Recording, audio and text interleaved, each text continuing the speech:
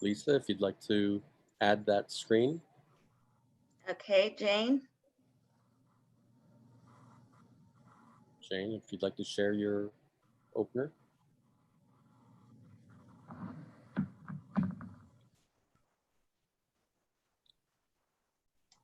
Okay, Bruce, we are live. Well, I want to welcome everyone to our Design Review Board meeting this evening.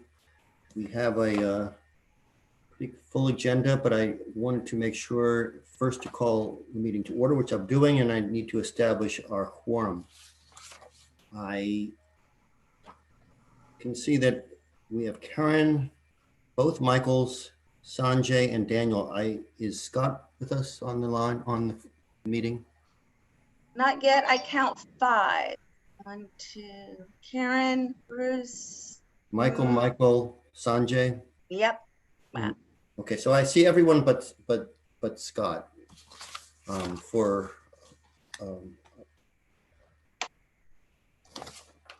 So that's quorum. So we do have a quorum. Then I will confirm that we have established our quorum. And I want to welcome our new member, Michael. It's a pleasure to have you. We haven't met in person, but that's a lot of that going on these days. So I hope at some point we will. But thank you very much for volunteering and joining with us. Thanks for having me. Appreciate it. Looking forward to it. Great. I also need a motion for approval of our agenda for this evening. Is there a motion and a second? I suggest, I motion for the agenda to be adopted for the evening. Second? Second. All in favor, please signify by saying aye. Aye. Any opposed? Aye. Aye. Any opposed? Okay. Then the agenda is approved. A motion for approval of the last meeting minutes. Is there a motion? Move we approve the last meeting minutes. Thank you very much. Is there a second? Second. Okay, all in favor? Aye. Aye. Aye. Good, great. Having moved through that, we're now at the Design Review Board elections. As you know, we will be electing a chair this evening, and we'll start that at this point. It's open for nominations. Can you guys hear me? Yes. Okay, great. Sorry, I was just trying to motion. I'll motion to nominate Bruce as chair.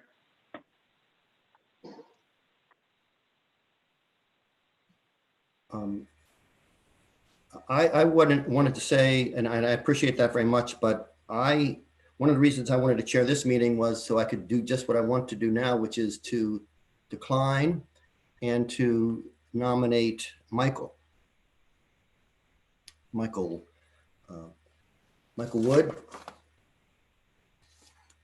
Is there a second?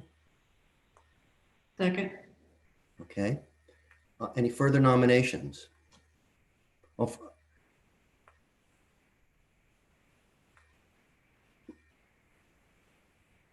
Hearing no further nominations, I move that we vote to approve Michael Woodall in favor as our chair.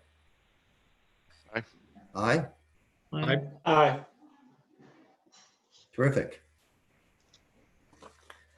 Wow, well, thank you. You're welcome. I should say that from my perspective,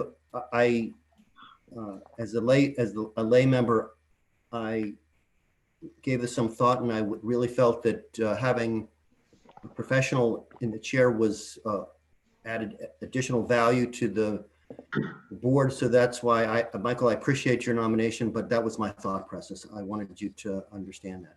So I appreciate the nomination. Well, I'm looking forward to serve, and we'll see how tonight goes. Okay, well, now, Congratulations, Michael. now So, Bruce, will you still chair this meeting? it's up. I don't know. I have to ask what the rule is here now that we have a new chair. I believe the chair can now ask for nominations for, we will need 2 vice chairs since you were a vice chair. So now we need to replace you, and our vice chair right now is Bruce for the red panel. Now we will need 1 for the blue panel and 1 for the green panel. But I should chair the meeting from now on. Yes. Is what I'm I guess what I'm clarifying. Okay. Yes. So, all right. Well, do we have any nominations for vice chair for either of filling my role or filling Nick's role? I have a question. Are we going to try to do it based on the existing Panels? roster, or is this totally open? Just so the group understands. Bruce, you're already vice chair, so we only have 2. Is that what you mean? No, I'm asking if it doesn't matter what panel the individual who's nominated is on currently. No, I can always change them if I need to. Okay, thank you. I nominate Sanjay for vice chair of the blue committee. I mean, the blue panel. Thank you, Karen. I was gonna nominate you in a minute. You It's have to be, a you have little to be too quick. soon for me. I'll second that nomination. All right. I guess should we vote on this? Are there any other nominations for vice chair? We need 1 more. I'd like to nominate Karen for that. Okay. Anybody second that? I'll second. All right, Bruce seconds. All right, so first any other nominations? And then we can take votes on the 2 we have so far. All right, so all those in favor of Sanjay for being a vice chair, all in favor say aye. Aye. Aye. Aye, it looks like that's 1, 2, 3, 4, 5, 6. Motion passes. And then we'll take a vote on Karen for vice chair. All in favor say aye. Aye. Aye. Aye. Aye. All right, it's 6.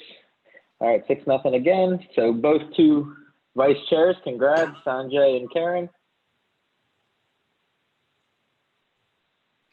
All right. So I guess we'll move into, I actually need to pull up the agenda. Since we've done the elections, we will then move right into item number G, which is an owner application for appeal. So the appeal, we're going to first, just to remind the board, we're going to hear the appeal from the appellant. They need to state a case of how design guidelines were misapplied, or if there was new information brought to the table. For this initial vote of accepting the appeal, I believe Sanjay and Karen are not allowed to vote. They were on the original panel that made the decision. They're welcome for discussion, but they cannot make a vote on whether accepting the appeal. So I guess, is the appellant available and willing to start presenting? Staff, did you find them? Yes, he's here. We're making sure that he is unmuting himself.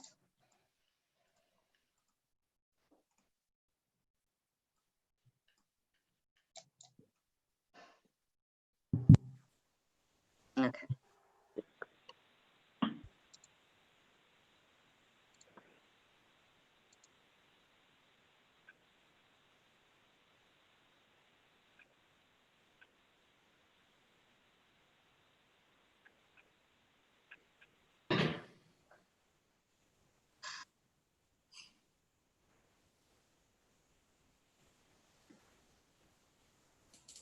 Sorry, staff, did we find them?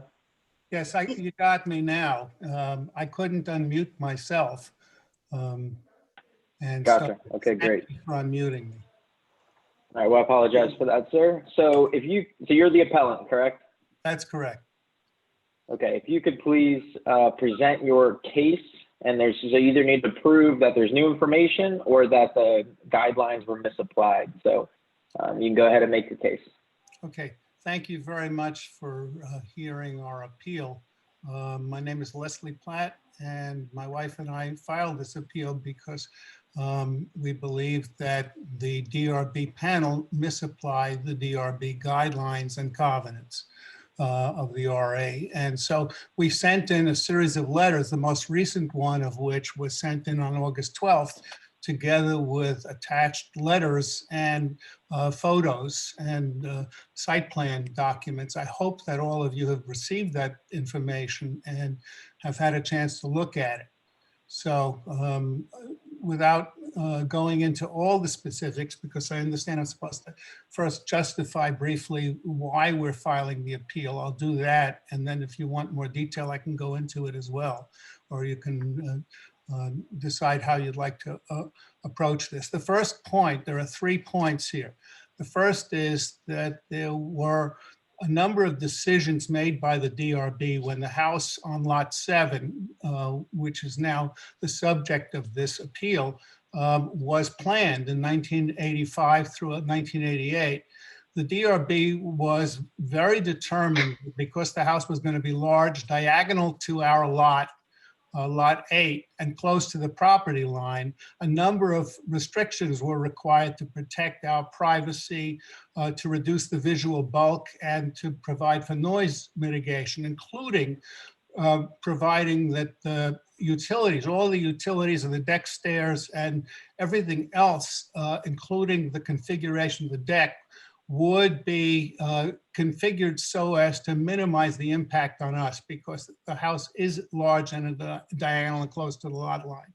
So in 1986, the DRB specifically said in the first of the letters that, and if you go back down to the letters, you can see them, and I'll come back. If you do that, that might be helpful to those who haven't had a chance to do this, so to look through it. So if you can go to the 1986, that's 1987. Please go back 2 documents if you could. The first one is in 1986. The DRB specifically said that the deck stairs are to be located on the west side of the deck, not the east side. They also said that they did not want anything else to happen that was inconsistent with what they were saying. And they had 3 years of negotiation with the developer. The second letter in 1987, which you'll see, specifically says the same thing. It says that everything is supposed to be as previously approved, because the developer was constantly adding things that he wanted to do, and the DRB was ferocious in making sure that it would not impede on our lot, and that the developer was following the guidelines, the DRB guidelines.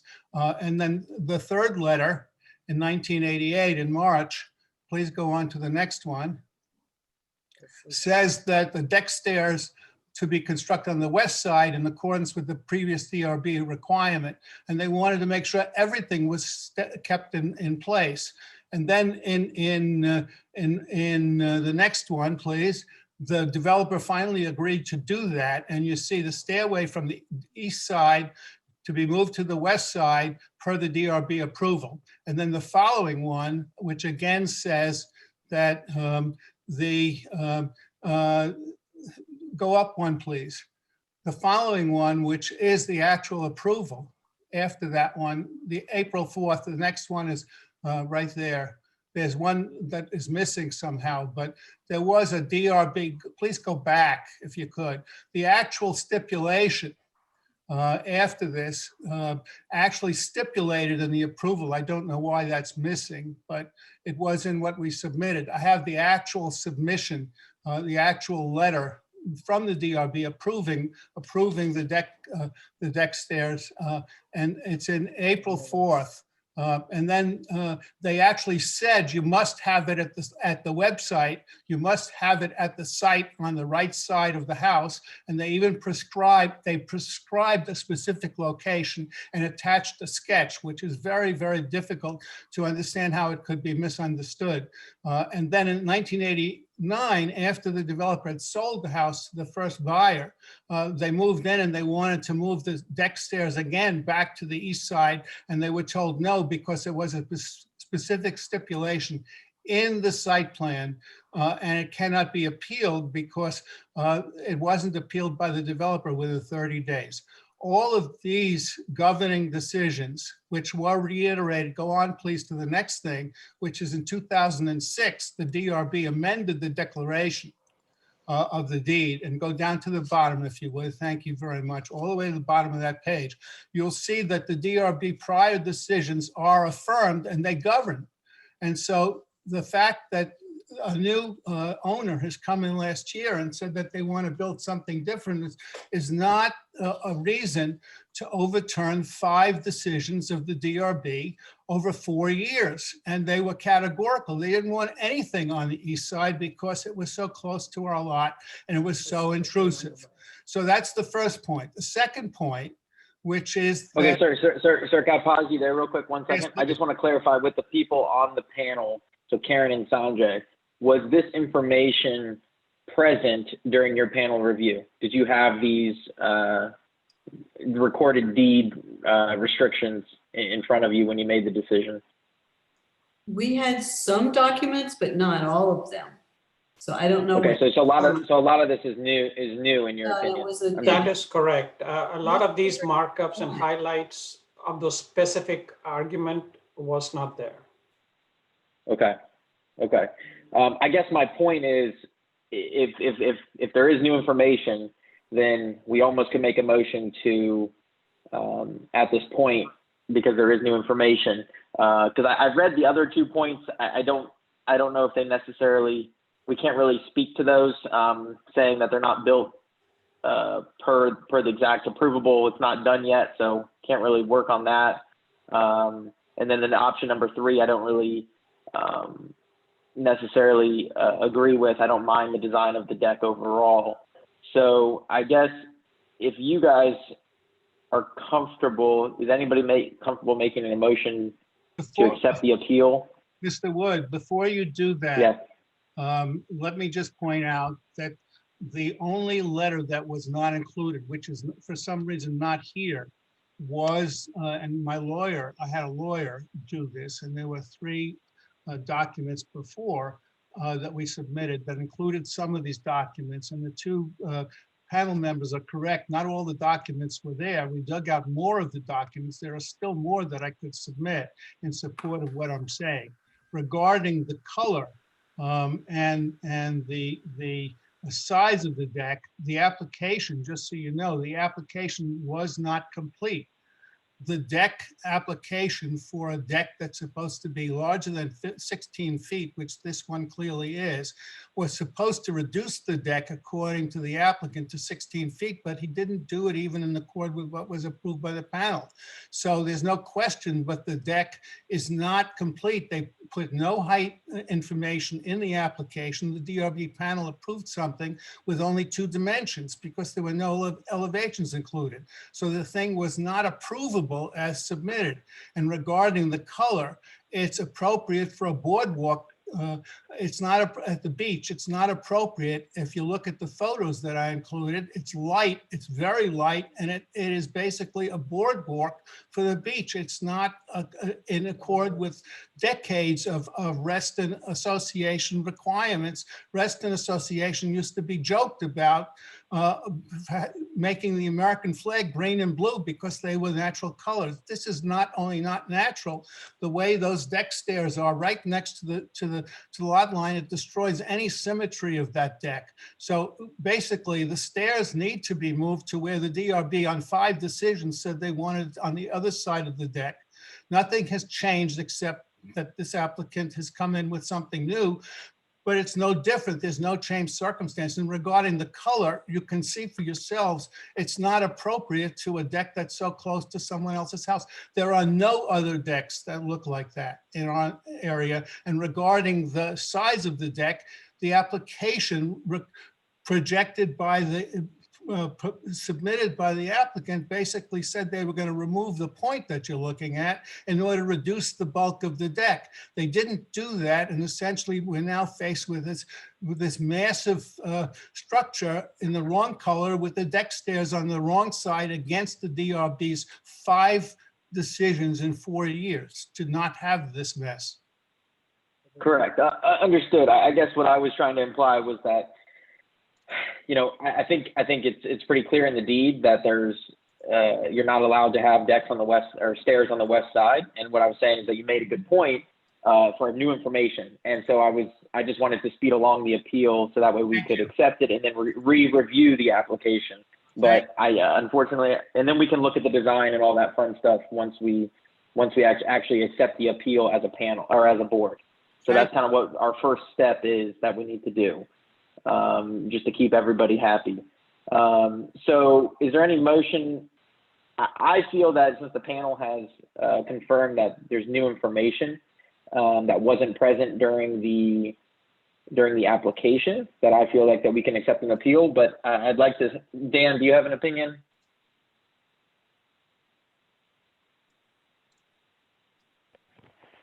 If Karen and Sanjay say that there's new information, I think that's sufficient for me. So, Scott, do you feel anything, or does anyone want to make a motion? I'm just trying to push things. I don't want to have to make the motion. Just trying to see if anyone agrees with me. Could I just ask a question, please? Yes. Go ahead, Bruce. The August 89 letter asserts that as part of the DRB's resolutions, that this issue of the side where the deck, which side of the property the deck is on, cannot be reconsidered. So my question is, it's really for council. Is that resolution still applicable? And if it is, having relied on it in 1989, 3 years after the original decisions, is the same rule applies, so that this whole issue of the deck, the stairs really shouldn't be heard in the first instance, let alone appealed. It shouldn't, that we have no, it shouldn't be before the DRB at all. It shouldn't be. Is Tony on that he can weigh in on that? If the decision was unappealable and final, then the question of the stairs is settled. So your opinion is that we don't really have an option because it's already part of the site plan and it's part of the deed for the property. What I'm saying is if the matter of the stairs was previously adjudicated by the DRB and that time period to appeal elapsed and there was nothing done to appeal it, then that's a final decision of the DRB, and the DRB is required to enforce its decisions. Is that what you're asking, Bruce? Yeah, it is, because I'd be happy to understand the rest of the appeal, but from what I'm understanding, it was an error to undertake the application and for the DRB to even give an opinion contrary to its prior decision, at least on the steps themselves. Correct. The DRB cannot take a position that is inconsistent with its prior final non-appealable decisions. So from that perspective, it seems to me we would have to do some kind of motion to correct the prior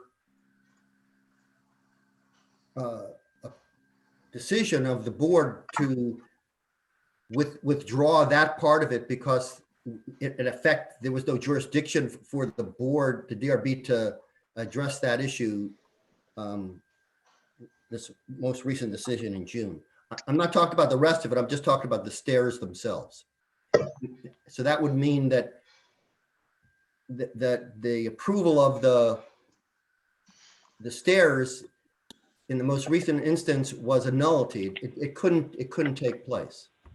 Mr. Ramo, thank you. That's what we've been arguing since the beginning of May, to no avail. So I'm delighted to hear you say that. In fact, in the letter that's not in there, but which we submitted with our package on the 12th of August.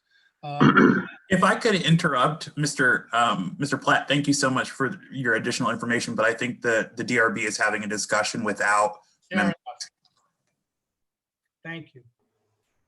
I would suggest that since this is an appeal, the matter is being heard de novo. I don't know if you, and these stairs are subject to this appeal.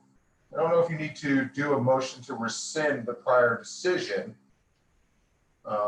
This is being heard, for those of you that aren't lawyers, de novo means fresh from the beginning. So, Bruce, I don't think we need to do a motion to rescind that decision. That's fine. That's fine. So we would hear it under, the appeal would be de novo, and then the issue of whether we can hear it on the steps that because it's it's already been adjudicated, that'll be part of the appeal. Correct. Okay, thank you, Tony. All right, so with all that, does anybody want to make a motion to accept the appeal? So moved. All right, so Bruce will make a motion to accept the appeal. Is there a second? I'll second it. This is Dan. All right, so Mike or Dan or Mike, both second, and pick whoever you want, Lisa. Okay. So now, is there any further discussion on that? If there's no further discussion, we will take a vote that we are going to accept the appeal and rehear the application. So all those in favor of accepting the appeal, say aye. Aye. Aye. All those anybody against? All right, and then anybody abstaining? I believe Sanjay and Karen will abstain. Okay, so I guess now we need to hear the original application. So is the original applicant the property owner of 11903 on the call? Yes, I am. This is Wayne McGurk. Okay, so sir, if you could please, I guess basically a lot of us have not seen the application. So if you could present what exactly you guys are trying to do. And then we're going to kind of have to sort out this stair issue because it's a little bit of a unique situation with it being in the deed. I'll be honest with you, I don't know if there's much we can do about that. So, but we can review the design and look at some other things that are now part of the appeal. So if you want to re-present your application, and then we will discuss. Sure.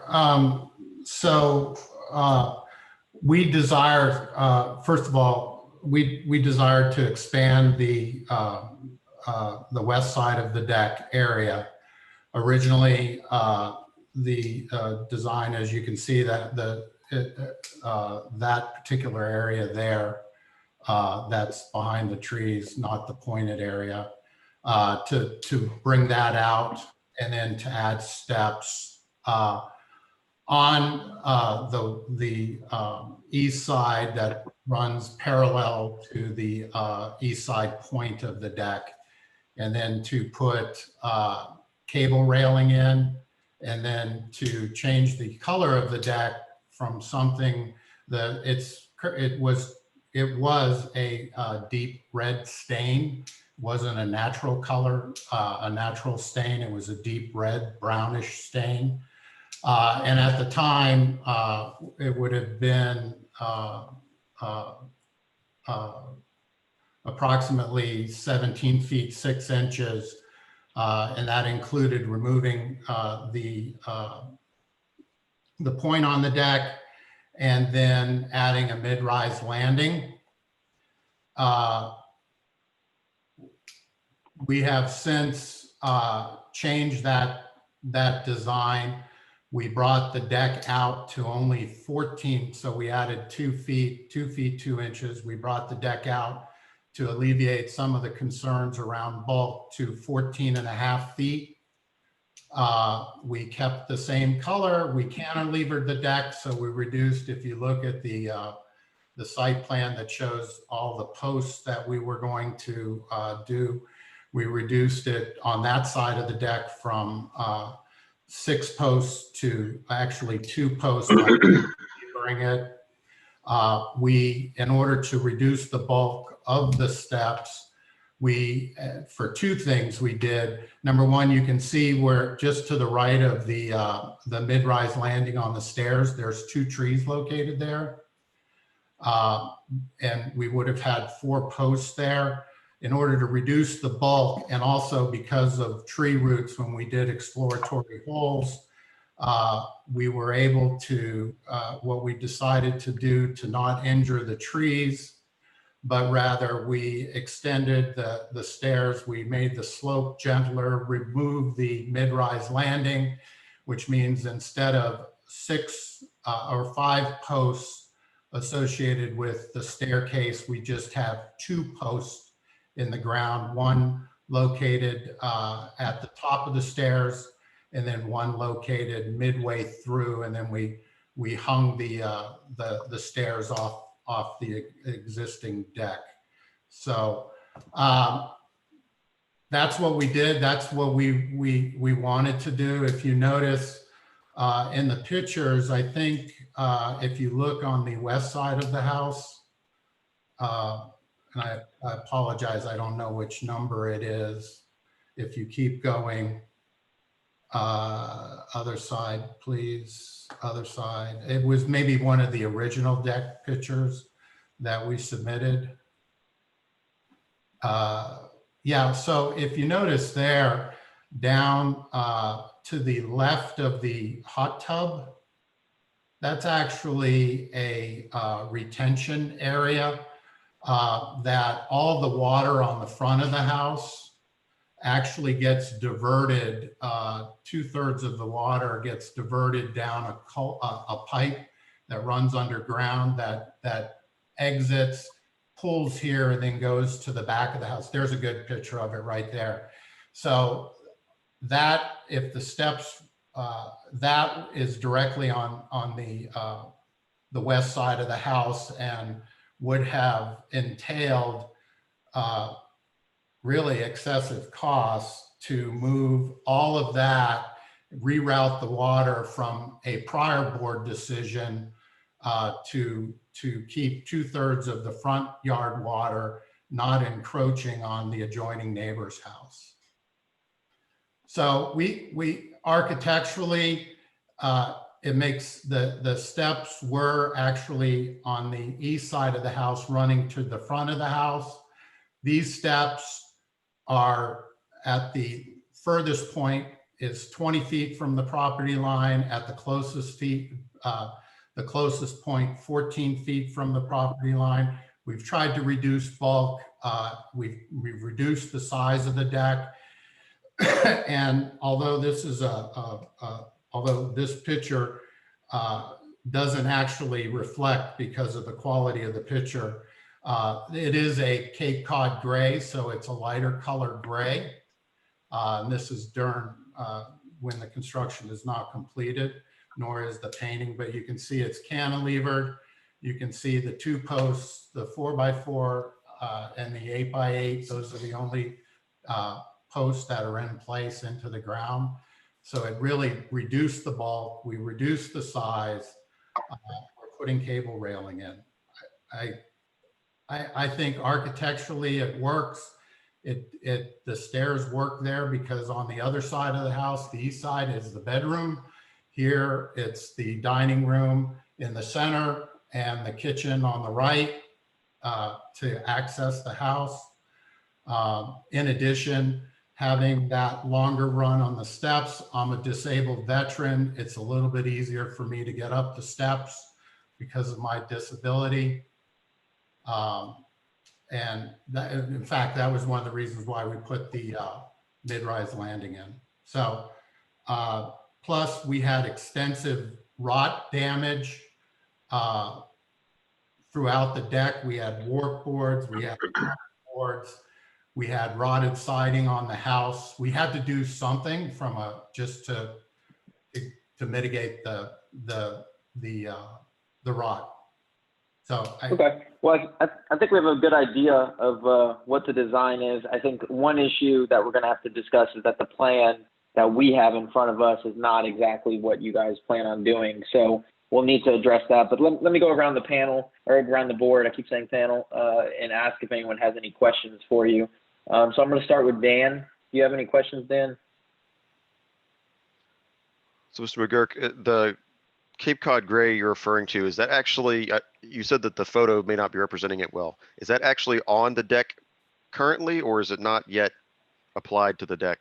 In this picture, it is on the deck. This is a lot lighter. It's gray, more gray than what that picture illustrates. It actually complements the gray of the house. But so it's not the same gray, it is a different It's a shade. shade. Shade, yes, it is. Okay. As opposed to the dark brown, dark red kind of stain that was on there before. The house is more or less a modern house, and it's Yep. so. Yeah. Oh, hold on. Sorry. I just want to get through this. We had a bunch of applications tonight, so I just want to make sure we keep moving stuff along. So Scott, do you have any comments or questions? So just so I understand, this cantilever, one of the challenges is that it's intrusive. Do we have a plan view we could go to? The original plan had additional posts out there. The cantilever actually reduced the number of posts from, if there's another plan, if you go one more down, the original plan had 1, 2, 3, 4 new posts. By cantilevering it, we eliminated 1, 2, 3. We eliminated 4, 5 posts and just put 2 new posts in. Okay. So it really reduced the bulk. But the footprint was never modified. The footprint is modified. It went from, I went from 18.5 feet down to 14 feet. And from the wall that's annotated 13. Okay. I drove past the site, and I didn't get a good look at the cables, but I'm assuming what you have the posts under construction is just the steel cables. The Correct. barrier rails were not yet installed in the construction photos. Correct. There'll be, to keep the 4-inch minimum, there'll be 9 contiguous, pretty contiguous run. Yeah. Okay. So that's the gray. And then you have the steel cables. Correct. Okay. Is the handrail painted to match? Or? It will be painted to match, yes. This is the handrail on the top and the decking. I'm trying to let that dry out before I stain it in order so the shrinkage occurs faster before I paint. Okay. All right. Thanks, Mike. Yeah, that's all the questions I have right now. Okay. Mike, did you have any questions? Just another clarification on the color. And the intention was to do the boards as well in that same gray? Correct. The decking boards and the stairs, yes. Okay. Is that it, Mike? That's it for me right now. Yes, sir. Okay. Karen? Am I out of line about asking a question about the deed? No, go for it. So was the deed based on, there was a different design originally, is my understanding. And I'm wondering, was this decision about the deed have to do with how it was the previous design, or was it a blanket with no issue about where anything was? Am I clear? In other words, was the deed based on a particular design, or was it based on no design in particular? My understanding was is that there wasn't, the only thing that there was is that there was, you know, the deck stairs were to be on the west side of the property. It didn't actually, from what I've seen, I haven't seen a design of the actual deck itself. I assume that the deck that was built was what was approved, and then just they never built the stairs because they didn't want to build them on the west side of the property.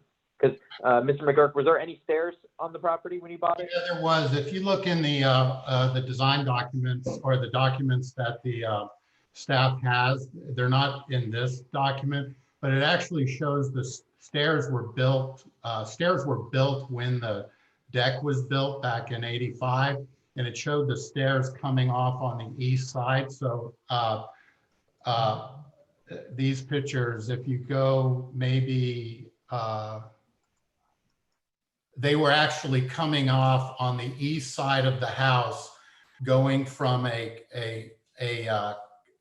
no, west side.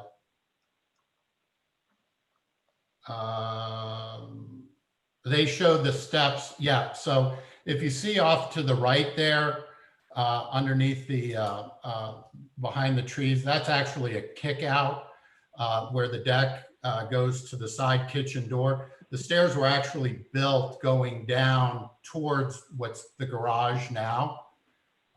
And then the applicant made at the time, the owner actually switched the stairs on the cutout on the to show it on the other side. So this is the steps being in the location they are now is substantially different than the steps that were built originally with the deck. And in the packet that so anyway, there's a picture of it in the packet that the about all the different activity around this house with the DRB. But I guess my understanding is there's been steps on the east side of this property since 1990 or whenever the deck was built. No, they were originally built, and then for some reason they were taken out. They were taken out probably because of the whole deed restrictions. Okay. That. Yeah. All right. That makes a little sense. Okay. All right. Karen, did you have any questions about the design of the deck being proposed? I mean, I think we can address the stairs. You know, I don't think we can address the stairs. Is my point. I think it's in the deed. I think they need to be on the west side of the property per the deed. I don't think that we have. I think that was what Bruce was kind of alluding to, and Tony kind of confirmed that we don't have any way to overturn a decision that was put in the deed of the actual property itself. But did you have any questions at all for Karen for the actual design of the deck? No, not really at this point. Okay. Sanjay, did you have any questions? No, I don't have a question about the design. No, thank you. Okay. Bruce, do you have any questions? No, I don't. So the only thing I would say, I think overall the design, I appreciate kind of how you've modified it to kind of lessen the impact on the site. I drove by it earlier this evening, and it looks like, to me, with the gray, it actually blends in a little nicer rather than the red brown that was there that I see in the old pictures. The only question I had is that whole front fascia board that appears to be white in this picture that we're looking at now, that's all going to be painted the gray, correct? All the posts are going to be gray. Everything's going to be gray that we see. Yes. So that fascia board is actually painted there gray. Okay. Can I, Mr. Wood, can I ask a question? Yeah, go ahead. This is Wayne McGurk.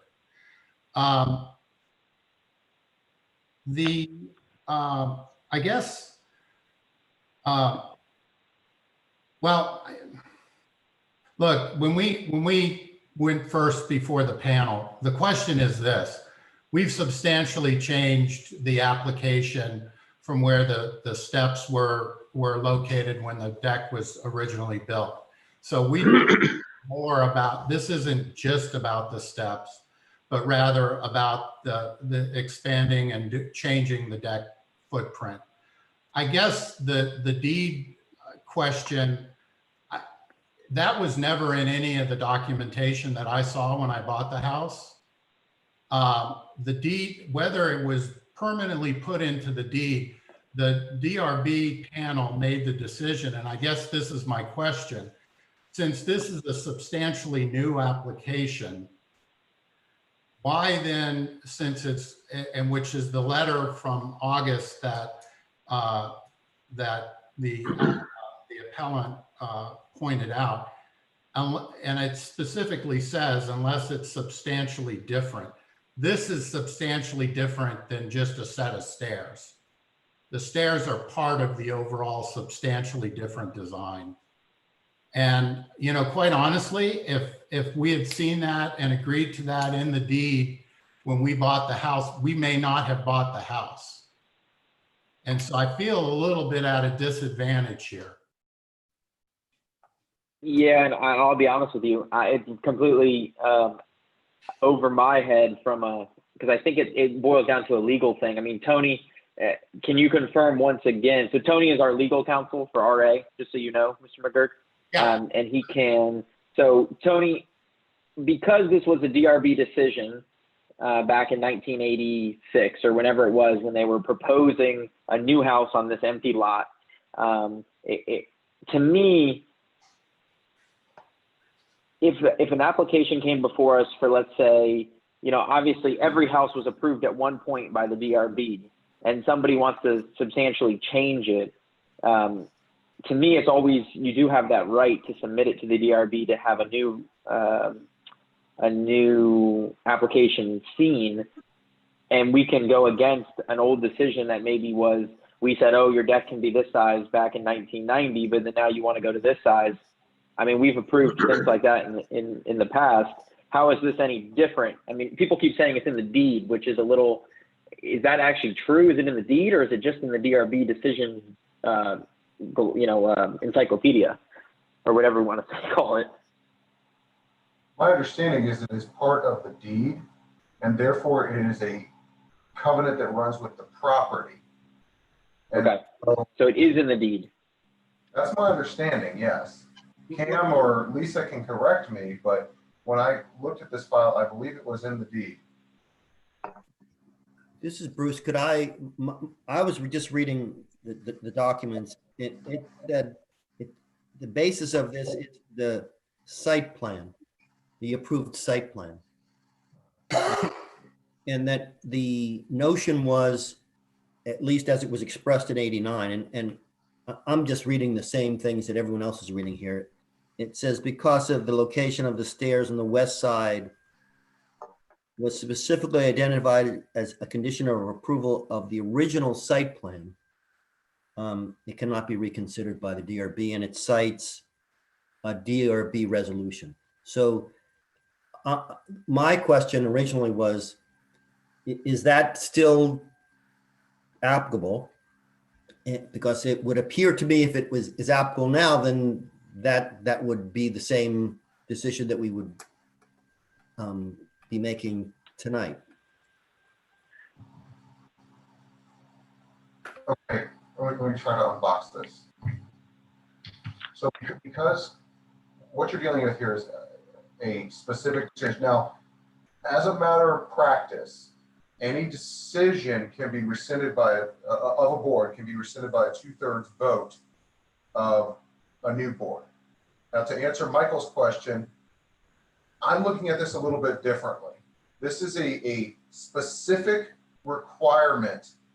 It doesn't have anything to do with the new design of the deck. It says that if any deck is made, you're going to keep the stairs on the west side of the property.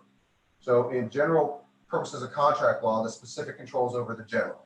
So while this board has in the past entertained new decisions, we can make the deck bigger, we can make it smaller. I don't believe there's been one that has this unique caveat in it.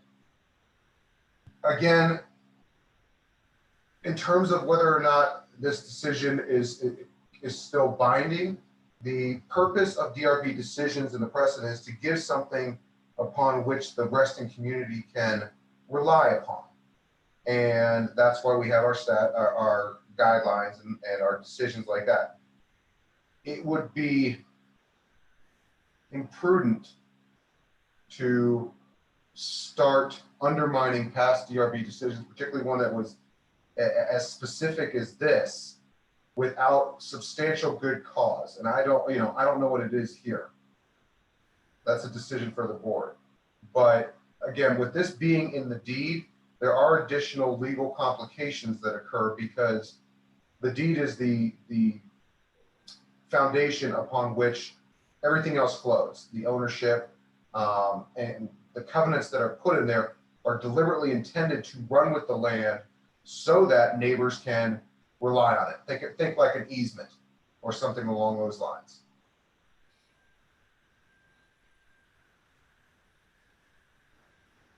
Am I answering your question? Or am I making it further complicated?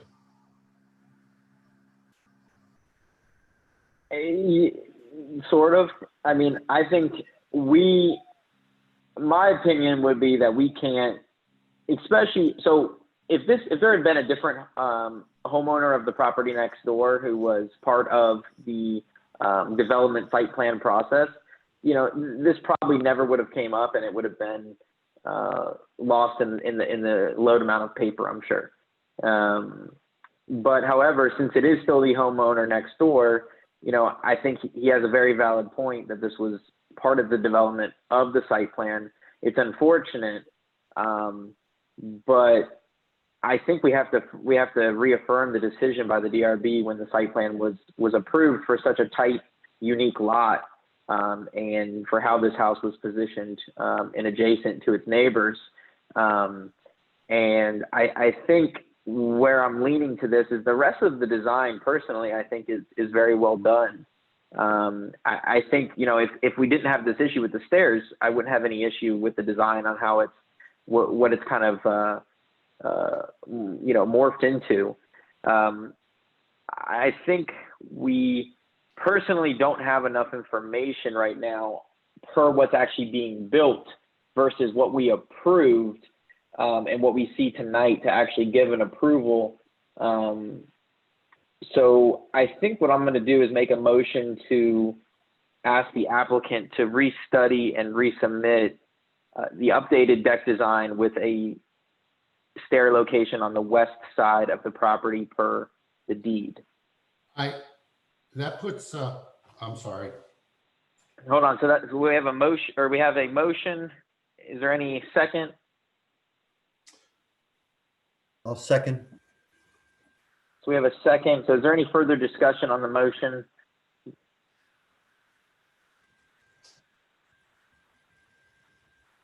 No? So let's take a vote on the motion. So is everyone clear on the motion? All right, so all of those in favor say aye. Aye. Aye. Any opposed? Any abstentions? I abstain. All right, so the motion passed. Oh, abstained by, was that Karen? Yeah. Okay. Lisa, did you get that? Got it. Thank you. So yes, sir, sorry, I just think you're gonna have to, we passed to basically have you revise the design to update what you have, which I think you're going the right direction, and see if we potentially can get those stairs on the west side of the property per the deed. And there's just nothing we can do against the deed there after we consulted our legal counsel. Yeah, look, I perfectly understand that. Okay. I think, putting the stairs on the other side, first of all, at that point, I have no recourse here because the steps on the other side would go against the DRB standard because it would extend beyond the side of the house. The steps work here. The appeal process, I'm at a disadvantage because I can't appeal this decision on the steps. Well, technically we made on the steps, you can't, but you do have that bump out on your house on the west side that you can propose a set of steps on that. But that puts an undue financial burden on me because there's another DRB decision for that, the water from the front of the house to move away from the adjoining property. So I would have to change that, and the cost just goes up anywhere between $10,000 and $15,000 to move that. These stairs are substantially different than the application that was there before. Look, and I totally get it, but I have no, I can't move them to that side of the house. They'll extend.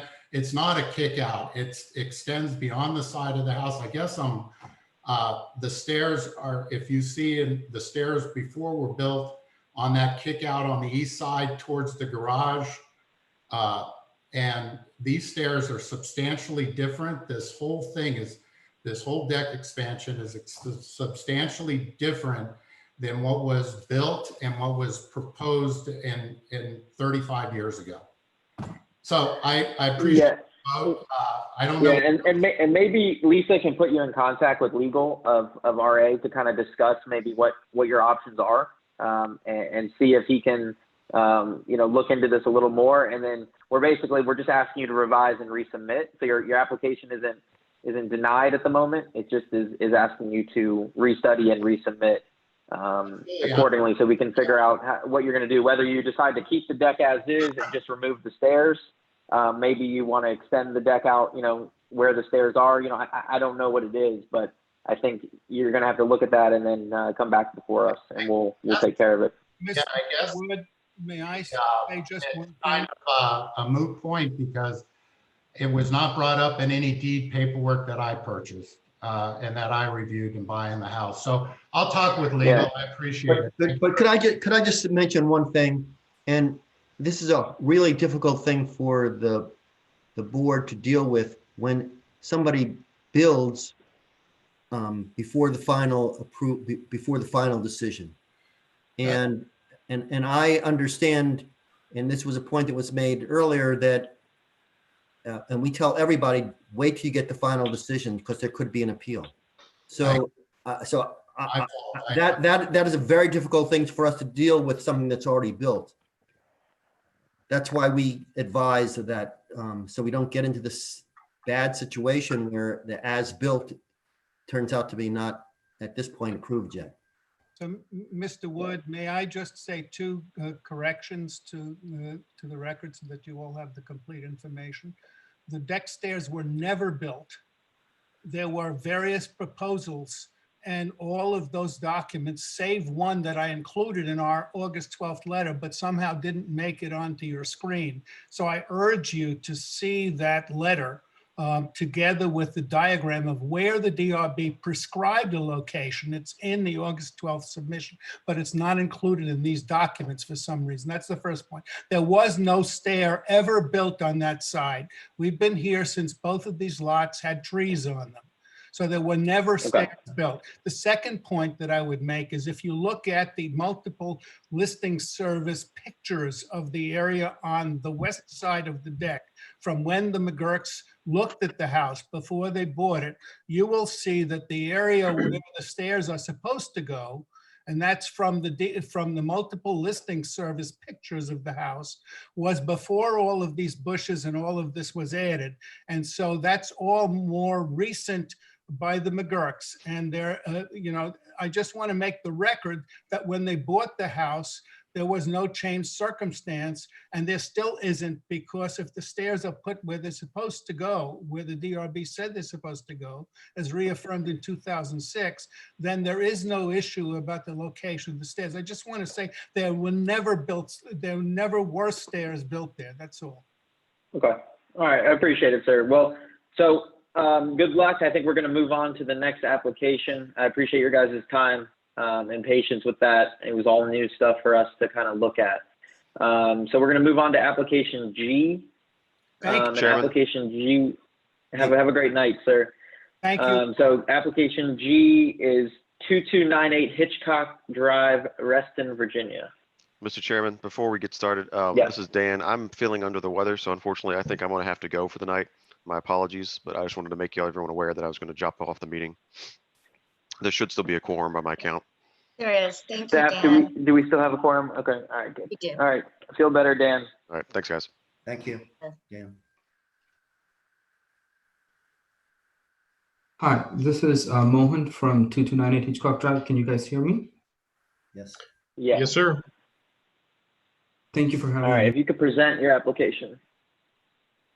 Okay, so our application is to add a small extension to our driveway, more like a small parking pad, I guess.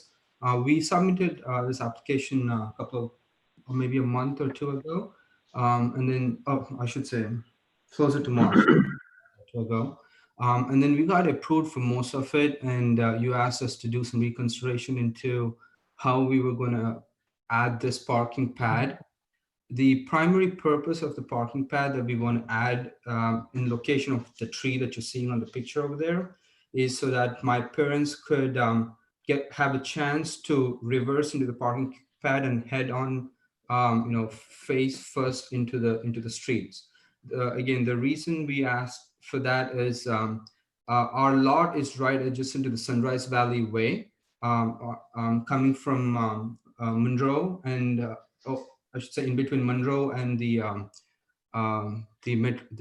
bus stop, the metro stop, the future metro stop.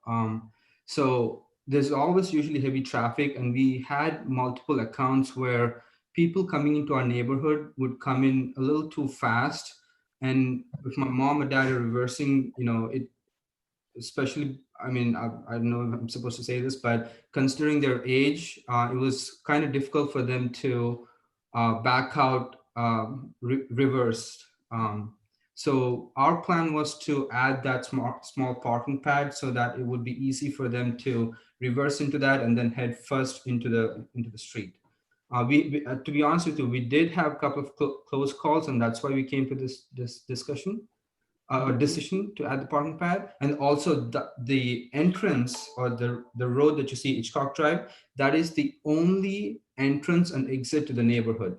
So all the folks who are driving into our neighborhood do come in through that street, and that is the only way out.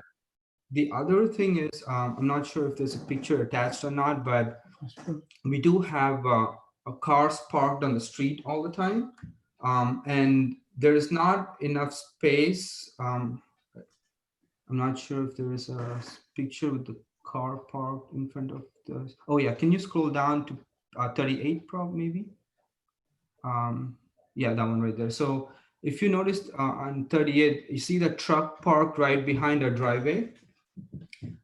Again, this is not a picture that's it happened once, but there's usually always one or two cars parked on that street. So again, based on experience, what happened was when my dad was reversing, obviously he was trying to back up pretty slowly, but a car came in a little too quickly, and the car did not have a chance to even swerve out because there was the white car parked over there, and my dad was blocking half the road trying to reverse. So that was a very close call we had, and we wanted to see if there's a possibility that we could add that parking pad where my parents could reverse and then head first into the street, which would give them a better option. Okay, great. Yeah, I remember this application. I was part of the original panel that saw it. I think that, and I was reading the decision, is we were asking you to restudy and resubmit, because I think before it was a little, you just kind of plopped a 12 by 12 concrete pad in the front yard and said this is what's for turnaround. But I think now your application makes a lot more sense. It has a lot more detail. So I appreciate that.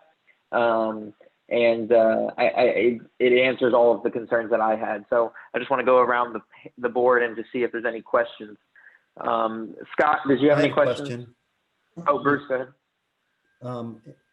Will this require removal of a tree?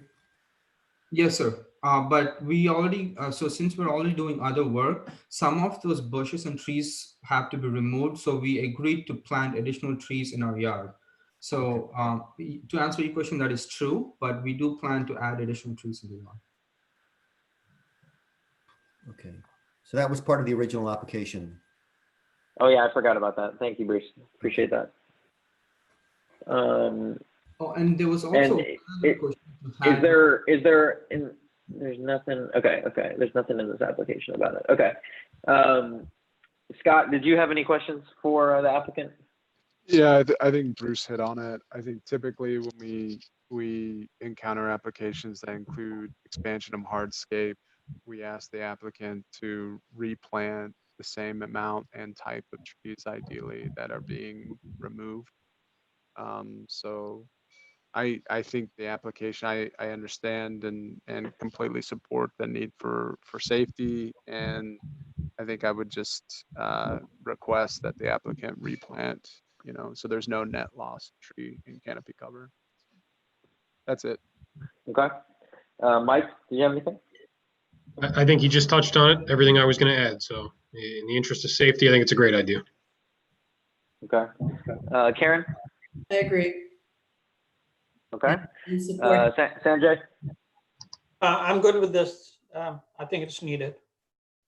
Okay, Bruce? I agree. Okay. Does anybody, I don't have any questions. The only thing I was maybe thinking, because the areaway is getting a little tight to maybe fit another tree there, maybe like we do sometimes with front patios, request maybe some lower hedge bushes or something be planted on the street side to kind of mitigate the visual impact of this to the street.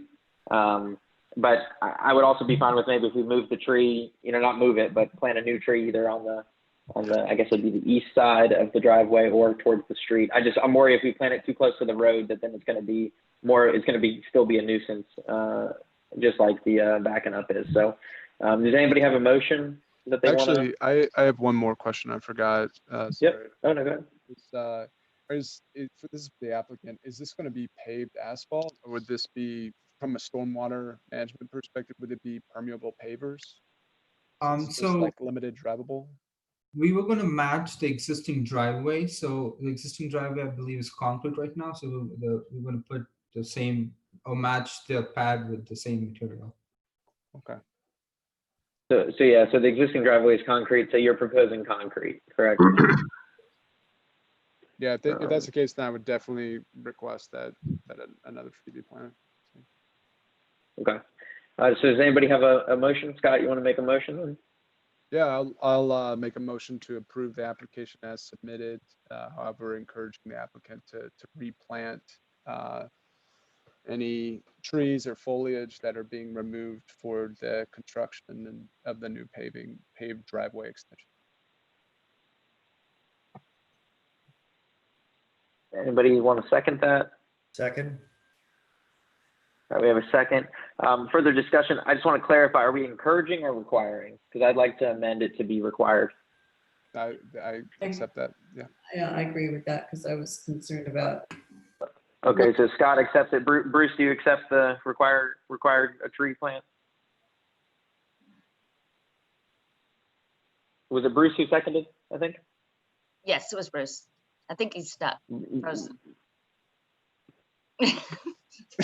Bruce, you still there? Well, Oh, little technical difficulty. Well, I was going to say, I'm happy to second and require. Yes. okay, all right, let's do that. Let's just switch it over to Mike. But the problem is we need 5 people to vote. Yeah. Will we still, Bruce, are you back?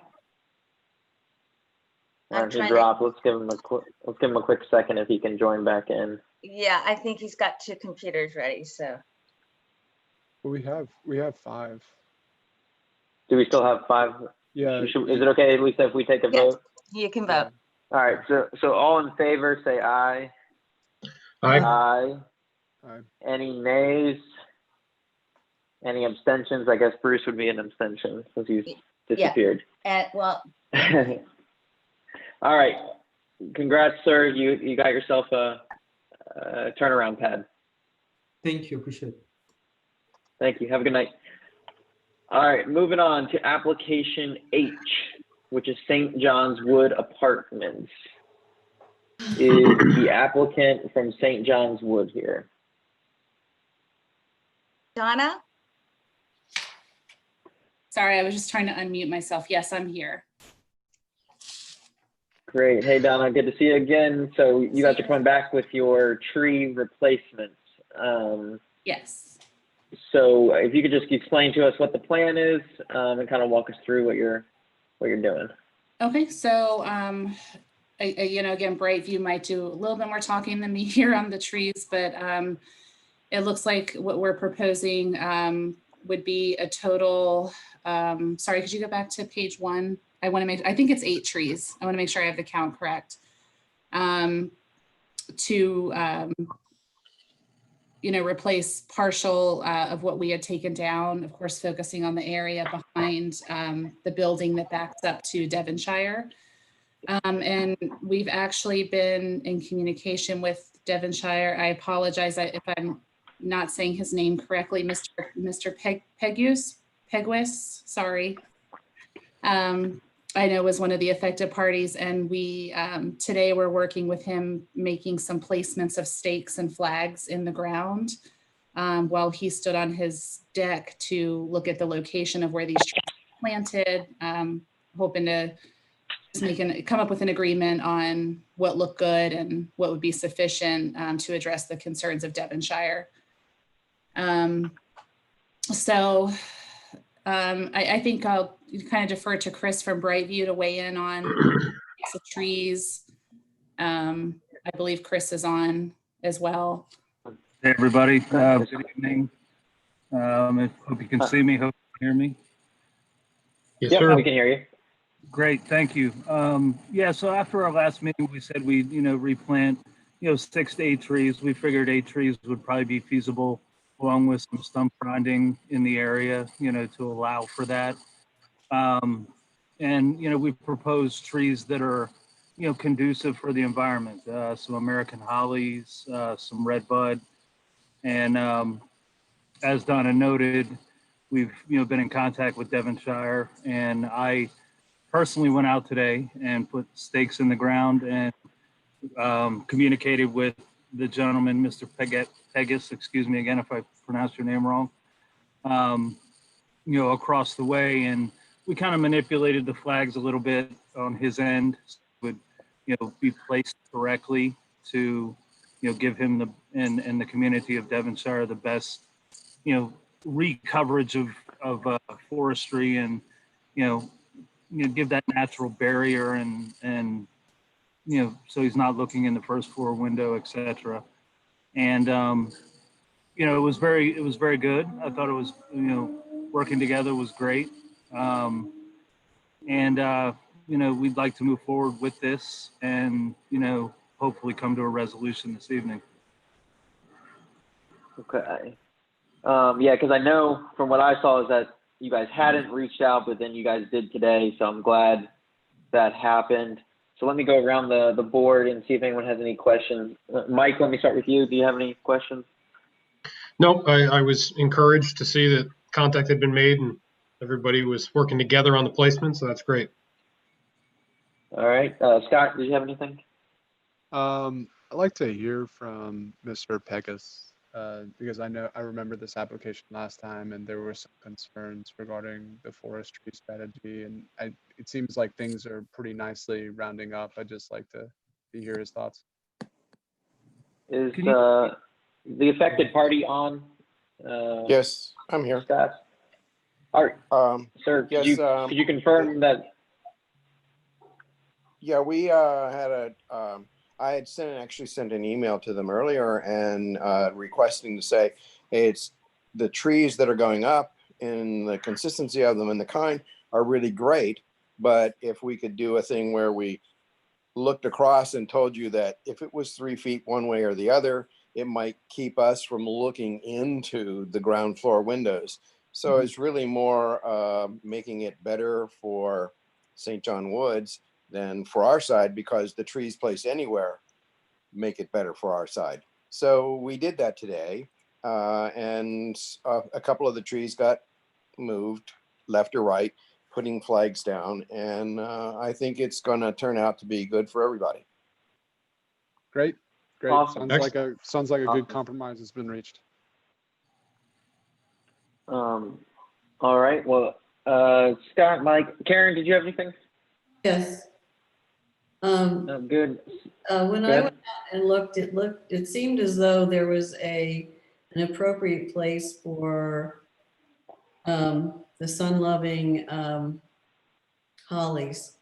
And it looked like there was a place kind of, it looks like it's at a little bit at the top of the ridge there. It looked like it would have plenty of open space for them to be in full sun most of the time. And I wanted to know if that's correct. If I can weigh in on that real quick. You're the one I'm asking. Okay. Thank you. You know, I think it'll be great. I think there's a lot of, you know, deciduous tree material still existing in that area that will continue to broaden its canopy, as well as, you know, other material that'll, you know, help provide some partial shade for the trees. But initially, you know, like to be in a, you know, a sunny, well-drained environment. And yeah, we plan to grind the stumps that are in the area, you know, to a good depth where we can get some good root establishment. You know, just so you know, we do guarantee our installations for at least 1 year. You know, so, you know, we will watch these trees with every movement. So I think it's a good choice for the area, and I think it'll provide good screening for, as Mr. Pegas mentioned, for St. John's and for Devonshire. Talking about hollies. Yes, ma'am. Sorry. Okay. Yeah, no, I was concerned that they might be in a place that's shaded, but it seemed like in that proximate location when I was out there, it looked like it was sunny enough. This particular species. Otherwise. Yeah, the particular species is good in a full sun, part shade, even a shady environment. American hollies grow under a story, you know, in the wild. You know, you'll see them from time to time. So yeah, I think, of course, these nursery trees that you're getting haven't been. So you're absolutely correct, and good point there. But I think they'll do well. If I may say something too, as well as being a master gardener for Fairfax County, is that here all around elsewhere within St. John Woods, there's actually a large number of very mature and very tall hollies growing in very dense shade. So hollies are doing very well throughout their whole area. There just doesn't happen to be a whole lot of them in this particular area of the woods. But on the other side of the development and down towards the little, I guess it's the North Village, it's like a gazebo thing that's down there. The roadway leading down there is like in very dense shade and has hollies that are probably like 40, 50 feet tall. I think they're fine once they get going. Yeah. It's what happens when they go from a sun conditions into full shade.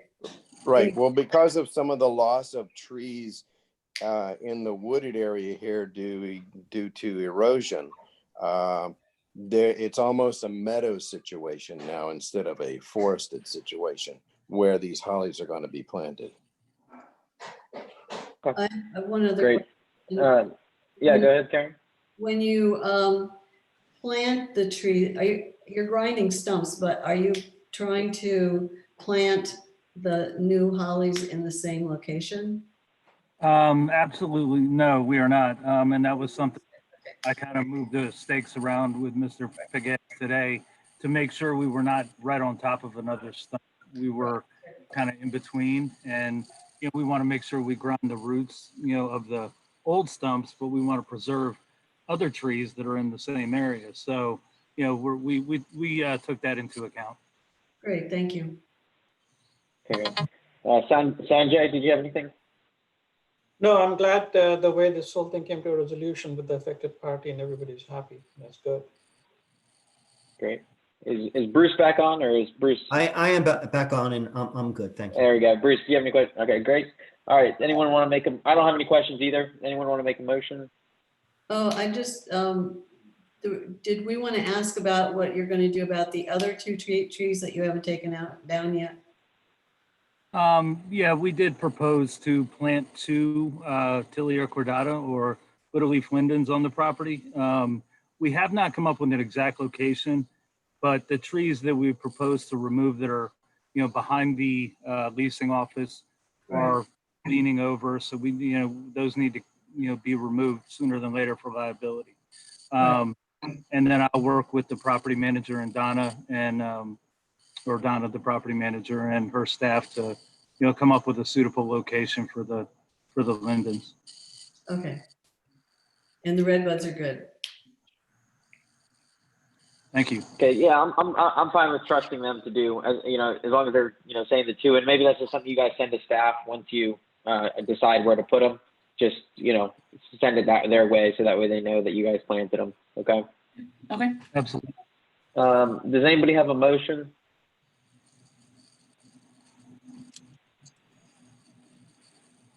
I'll move to accept the application as submitted with the understanding that the specific locations have been worked out with the adjoining property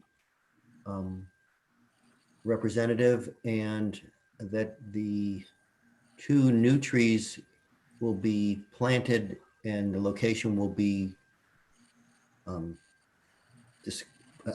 information about the location will be provided to the staff of the DRB. Okay. Sure. We have a motion. Any second? I second the motion. All right, we have a second from Sanjay. Any further discussion? All right, if there is none, then all in favor say aye. Aye. Any opposed? Any abstentions? No, motion passes. All right, thank you guys. Thank you. Good luck with the trees. Thank you. Very much. Have a good All night. right, moving on. Have a good night. Moving on. Application I. We're looking at 11405 Turnmill, I believe is the address. That's correct. Can you hear me? Turnmill Lane. Yep. Is the homeowner on? Yes. Can you hear me? Daniel Bison. Yes. Yes, there you Hi. are. Yep. Yep. How are you? Can you see me? Hi. Yes, we can hear you. And we Cool. can see you. All right. So you're doing a full house remodel. So let's give us the rundown. We are. First off, congratulations, Mr. Wood, on your election to chair. That's very good. Thank you. You're welcome. Very successful. So what we'd like to do, the biggest part of our proposed project, and this is conceptual planning, is to add an addition to the northeast corner of our home, which is the front right corner. It is the furthest location from our nearest neighboring property. And the other areas would be too close to put an addition, like, with the boundary lines and stuff like that. So by adding an addition, we also need to look at making some additional changes. And we outline them further below. Let's see, starting on the addition, and I'll try not to take too long. On page 27, you can see an image where the addition would go. Oh, there you go. You can see, it's a panoramic view, but you can see an image of where the addition would go in the front yard, and it would expand the front right corner of our home. So it would add 400 square feet to our home, which is 26.5 feet by 15 feet for the interior living space. To make that happen, unfortunately, and if you scroll down to page 30, there is one saucer magnolia tree, which would have to be removed. We had contacted an arborist and talked to them and tried to see about, if we could, transplant a tree or something like that. And they told us they wouldn't be able to do that. It's not really feasible for root ball capture and utilities and things like that. So what we propose to do is to plant at least one additional tree on the property to replace the saucer magnolia that needs to be removed.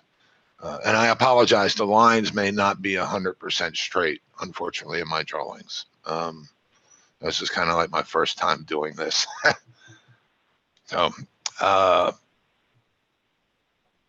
So next one down on page 31 is regarding the siding. I tried to find an exact color match to the existing color siding, and I was unable to. Because of that, and reviewing the RA DRB requirements that if you can't find an exact color match, you have to, replace all the siding. We are looking to replace all of the siding. What we've chosen to go with is James Hardy Prime for Paint, and we've selected and we're requesting to use the color, what is it, Dune Gray, or no, sorry, hold up, Cathedral Gray, which is a cluster approved color. I know everyone's virtual and all, so it's difficult to get physical material to you for samples. So I tried to reference all the links in this document to show you where the Cluster Association or RA has pre-approved the existing colors or the materials that we're requesting to use.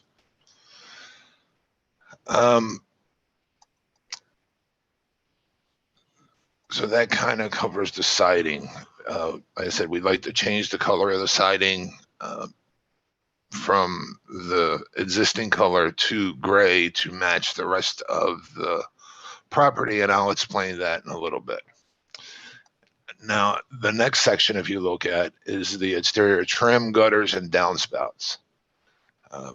What we'd like to use are the pre-approved color for the trim of Ultra White, the Bear Ultra White 1850, which is pre-approved in the Hampton Meadows flip book for our trim.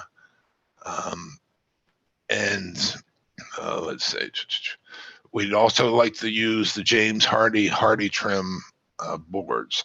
Now, the one thing about that, and I made note of that in the application for conceptual, and I do have a question about that because it doesn't actually state that in the cluster flip book. The product that is approved in the cluster flip book is for the Hardy panel vertical siding. So let's see. I make mention of that down further below. And I do have another question about the trim as well. For the trim, they do approve wood as a material to be used for a trim for their home. And I'd request DRB feedback on whether or not the Certainteed PVC Certa trim qualifies to meet the standard of wood as specified by the cluster flip book. One side of the product is made of wood. So would that satisfy the standards set forth by the cluster?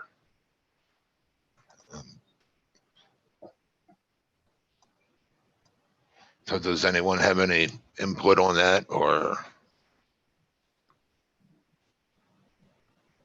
I'm trying to pull up the flip book now, sir. But Okay, I okay. believe if you're proposing PVC trim, is my understanding correct? Yes. Yes. That I mean, I will be fine with it. It installs just like wood, like you mentioned. And as long as it's painted the approved color, I'm all for new materials, and it's probably just an oversight of the cluster just not including that specific composite material. So I don't have a problem with it and making that interpretation of allowing it.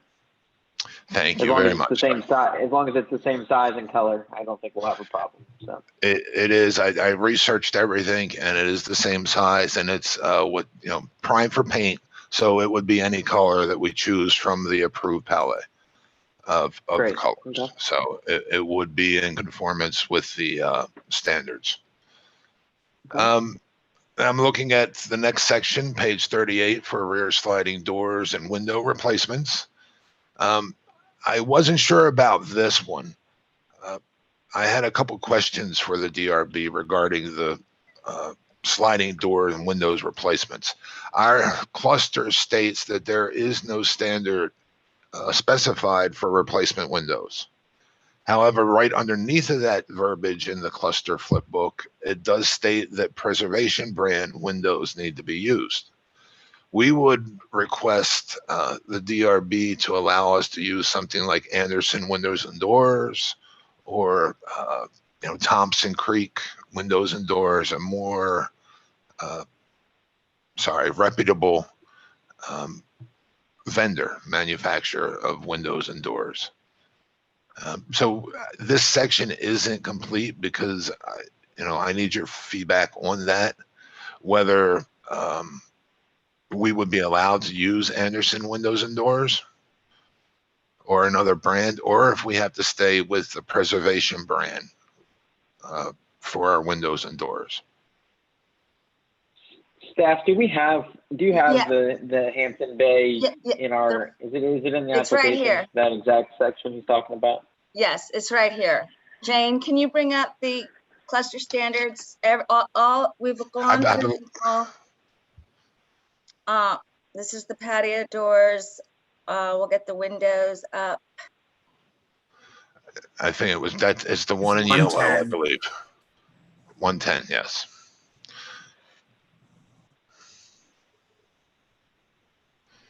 So see how it states there is no cluster standard for replacement windows. However, below that, and it's tabbed over, stating that Preservation brand is the standard. So to me, because it's tabbed over, it seems like it's a subset, or it applies to the first statement. Yeah, I think what their standard is, it is a little confusing, but I think what they're saying is that maybe that's a recommended brand, but I do think we have the ability to approve a different brand if you want it. Okay. So if you want to go with the Anderson or Thompson Creek, I think the big thing is we just need to know, what I would say is make sure that you're around those exact same measurements that are provided there. Yes. From a standpoint of how much glass and how much frame and how much trim there is involved, and then that way we can kind of compare apples to apples and give you an approval. What's also interesting, if you look, this says white vinyl, but then all the pictures they show are actually dark dark windows. So it's kind of counter itself right there in the guidelines. So that's more of a cluster item that needs to be addressed there. Do you know if for your cluster, I know you provided a bunch of pictures in the application of other homes. Some homes do have dark windows, some do have white windows. You're proposing white windows? That's correct. I am proposing white windows. Okay. So the trim work on the windows will be white. Okay. Awesome. Thank you very much. Moving on to the next section, if you could, unless anybody has any questions on that. Page 42 for the front entryway. What we like to do with adding the addition, we like to bring the entryway forward and in essence removing the storage room entryway door and moving the entryway door to the outer wall of the home, which is shown a little bit later. So the storage room would remain there. If you scroll down to 44, on page 44, the entryway door would be moved behind this existing gate to the storage room. And we would request to bring the primary entryway door forward by 40 inches so that it's flush with the outer wall. There are several others in our cul-de-sac cluster area that have done this as well, and it looks pretty good, I think. So, and we'd like to replace the front door with the cluster approved cherry mahogany door, which I've included the link there and all. We'd also like to replace the front entryway. If you look at page 46, if you would please. You can see the existing entryway with the front entry door, of course, being moved forward. We'd like to bring all of this out. And let's see. And I apologize, I'm not a virtual architect or a modeler, but if you look at the next page, 47, you can see the general concept. Sorry, there you go. That's the general concept of what I'm looking for what this is going to turn out looking like. And the next page would show you a more detailed view of how it would realistically look. What I propose using is the porcelain pavers, as shown on page 49 for the material, and the polymeric sand with jet black to fill in the spaces between those pavers to make that vision a reality. I think it flows together well, especially with using cathedral gray for the siding. And we haven't gotten to the roof yet, but the roof would be a moire black. Let's see, so that's the front entryway. So on page 50, the exterior lighting, I went through the cluster approved exterior lighting, and all but 2 of them have been discontinued and they are no longer available for purchase anywhere. I did find one that we wanted to use, but it was only available in a bronze color on eBay. So, you know, that wouldn't really fit with the visual appeal of the exterior of the home when this is finished. So I am asking for clarification about lighting. This is the one area that's noted as being non-conforming. If you scroll down to page 54, or actually page 53, that is the cluster approved Hampton Bay exterior light, that type of design. And that's no longer available. So if you scroll down to the next page, I found another model of light at Dulles Electric, which is very similar to that. So, and I did request DRB clarification when, you know, that many choices that are approved for something like exterior lighting are no longer available. Does the homeowner have the option to find a similar style light to use as a replacement?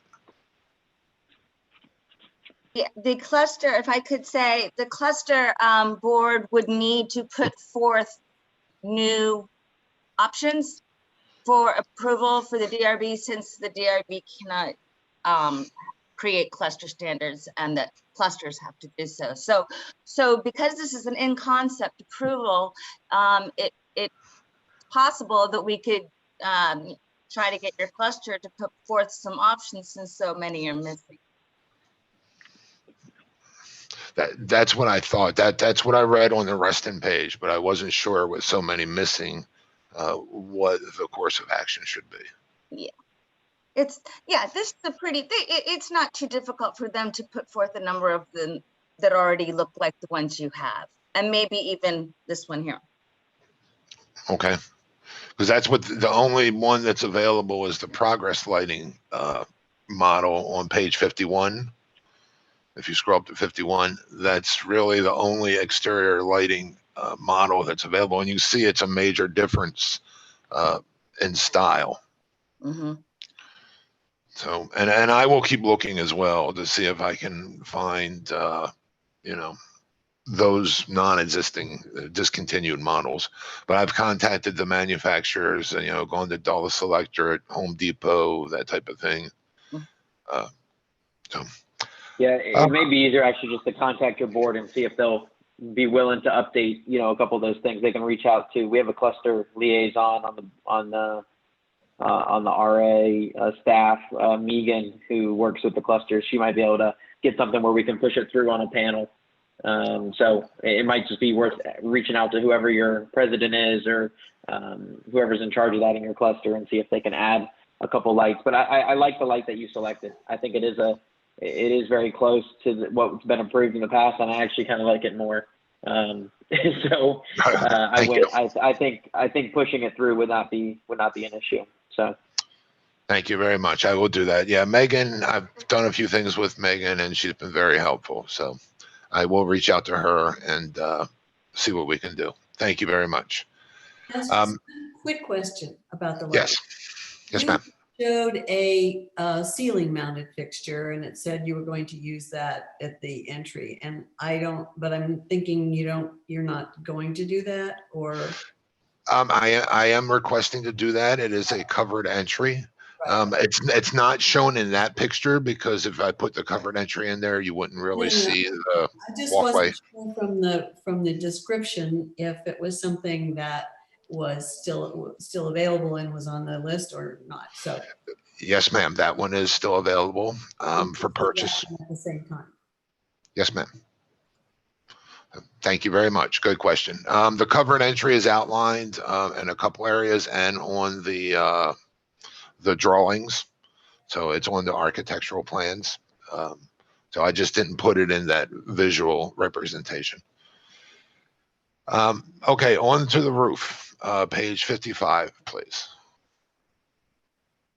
So for the roof, we are requesting to replace the roof and roofing shingles and remove the existing chimney.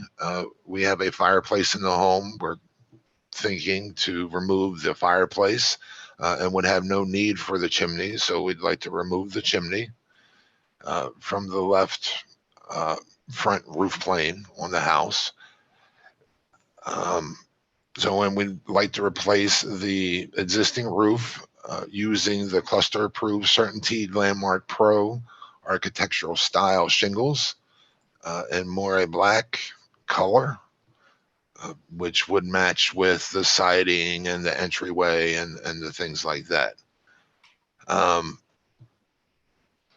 One question I do have, oh, my screen locked, sorry.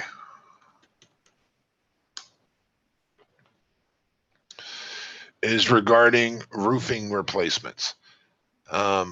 When working on the roof, and I guess you know what, I'll save that to the end. Let's move on to the next one, unless anybody has any questions about the roof. So we'd like to add, with the removal of the chimney, we'd like to install 3 Velux sun tunnel skylights. They are flat glass TLR models. They conform to the 14-inch standards set by Reston DRB for sun tubes.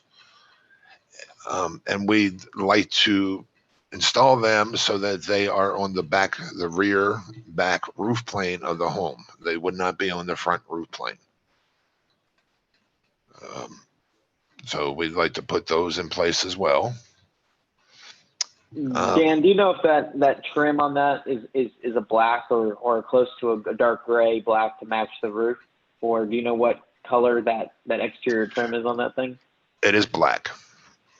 It is black. Okay, great. Yeah. So it would match the color of the roof. Yes. Good point. Perfect. Perfect. So down on page 61, if you would, please. This is the existing HVAC unit. We request to replace this HVAC split unit with a new unit. And I believe, I laid out how many BTUs and things like that and rules of thumb in our proposed model for a train replacement unit on page 63. So on page 64, we would like to relocate the water meter, the electric meter and panel, the water meter to the outside of the home. Currently, it's in a closet in the interior of the home in the bedroom, in one of the bedrooms. And we'd like to relocate that water meter to the outside of the home. I've contacted Fairfax Water and discussed with them, possibly doing that or need to do that. And they explained to me they would come out with the current COVID situation. They would come out and put in a new water meter, but they would not enter the home to remove the old one. When they are cleared to re-enter residential homes for non-emergency purposes, then they would return and remove the old water meter. And we'd like to relocate the electrical meter and panel down the hall or down the wall from where its current location is. So it's not generally in the master bedroom. For the exterior landscaping, you know, I put in, we want to replace the sod and, you know, the different pieces of landscaping. We will put up protective fencing around all the plant life and trees prior to construction. Because we are removing, you know, we would need to remove one tree for the addition. We do not know at this time where the new tree will be planted. Once we contact Miss Utility and determine where all the underground utilities are and things like that, then we would have an idea of where we could plant, you know, the new tree. And the next page goes into, you know, what building permits are needed. And of course, we will get those, you know, once we determine what's been approved and, you know, what permits we would need. So, and you can kind of see the finished product on page 68. Again, I'm not a virtual modeler, but my thought is, I mean, if you can envision it, it's like a necktie with the driveway leading up to the, you know, vertical siding and the gray entryway matching the, you know, blending the siding and the driveway up to the moire roof, and it's tied off from the fence to the mulch to the cherry mahogany door. You know, it ties it off like a bow tie. To me, it's almost like art. You know, that's how I envision this project coming out. But to be clear, this is missing the covered porch that you are proposing. It is, yes, sir. It is. It's missing the covered entryway. If you go back to page, for the best look on that, on page 15, if you would. Yeah, page. Oh yeah, I was thinking page 17 is what I was looking at. I was looking at the front elevation. So if you look at, yeah, you can see it there, and that where the cursor is right now. That you're kind of extending that roof line over top of the existing doorway there. yes, that was a challenge for me, honestly, trying to draw out the roof line on the virtual model. Yeah, but no worries. if you could go to page 15, please. Overall, for our proposed project, we don't really want to change the architectural style of the home.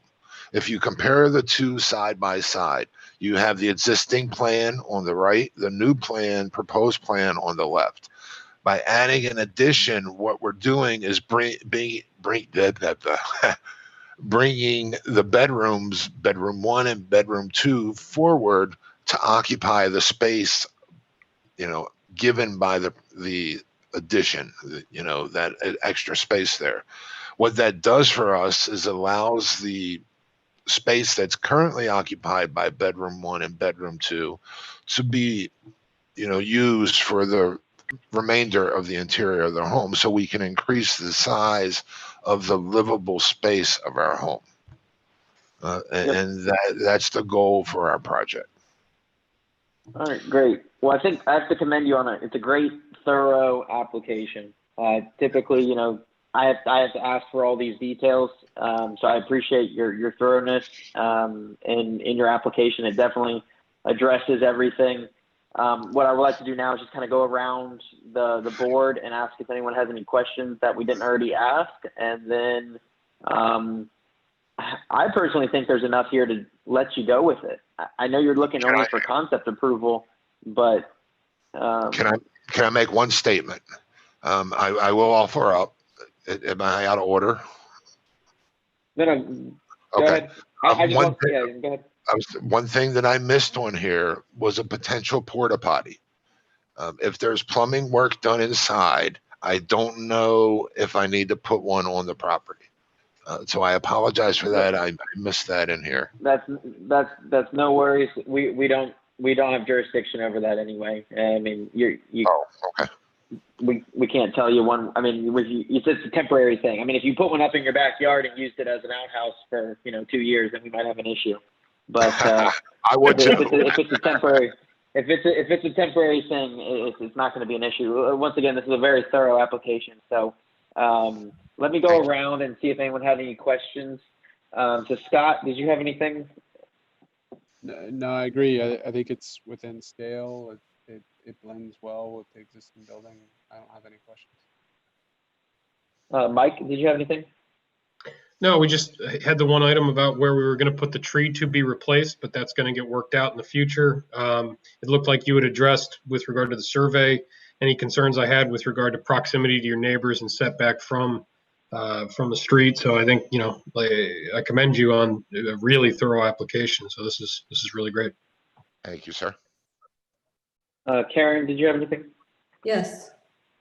The thing that you have a fireplace shown on the new. I'm sorry, that's the existing. No, that's okay. Never mind.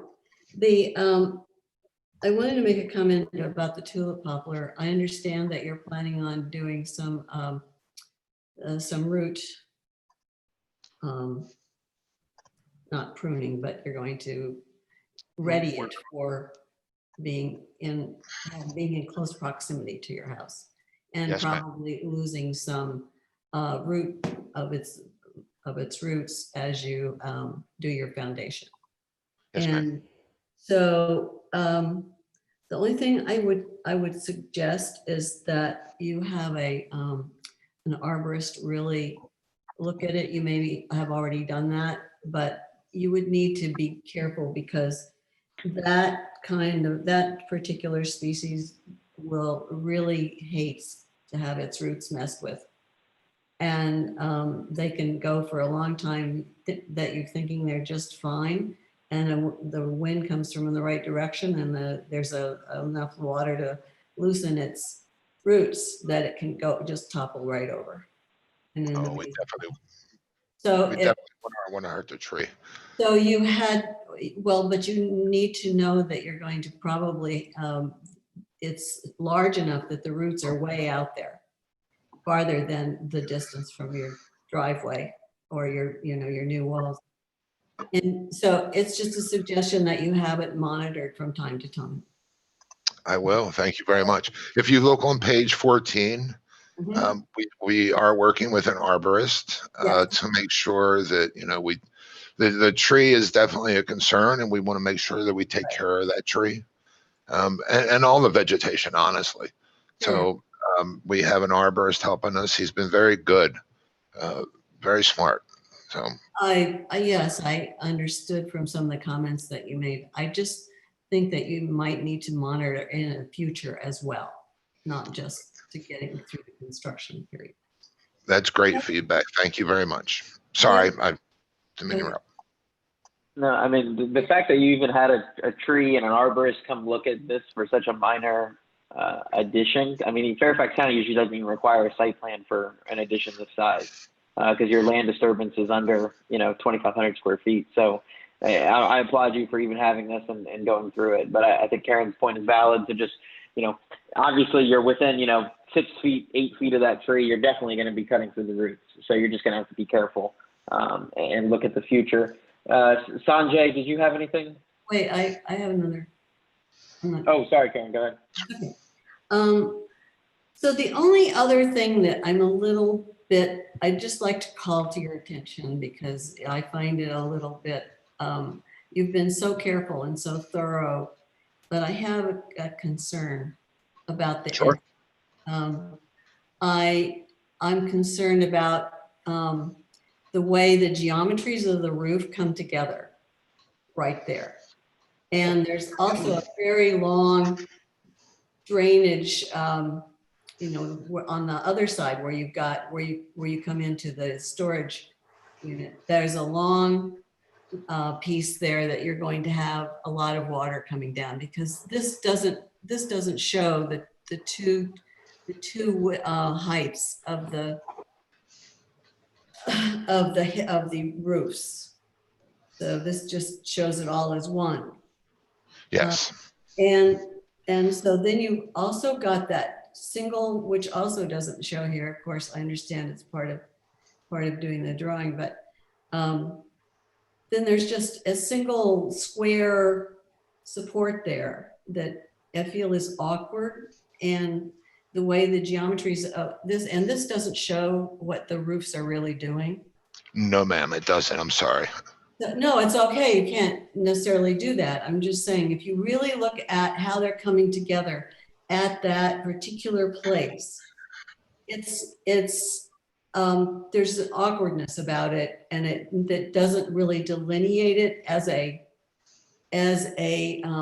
entry. And it's that and the column I find just awkward. And that you've got such a dressed up door, and that you might want to just take a look at how you could handle the roof at that intersection that would be something maybe that didn't require the column, the square column, or it would be maybe made into something more than just a column, a bench, something, so that that it has a purpose other than just being in the way. So that's my suggestion. Well, thank you very much. If you look at page 16, Yes. is that the one you're looking at? Yes. Okay. So that one and the roofs and yeah. Okay. I will review that with our project manager and the architect and make sure we have the best possible design for that. Yes. Definitely. You might find that it's something that, this is all really worked out, but it's not starting from the entry as something in itself. It's following everything else that you've already done, but you may want to give it some special attention. I will. Thank you. Yeah, we want our house to be solid, to be safe, to be designed well.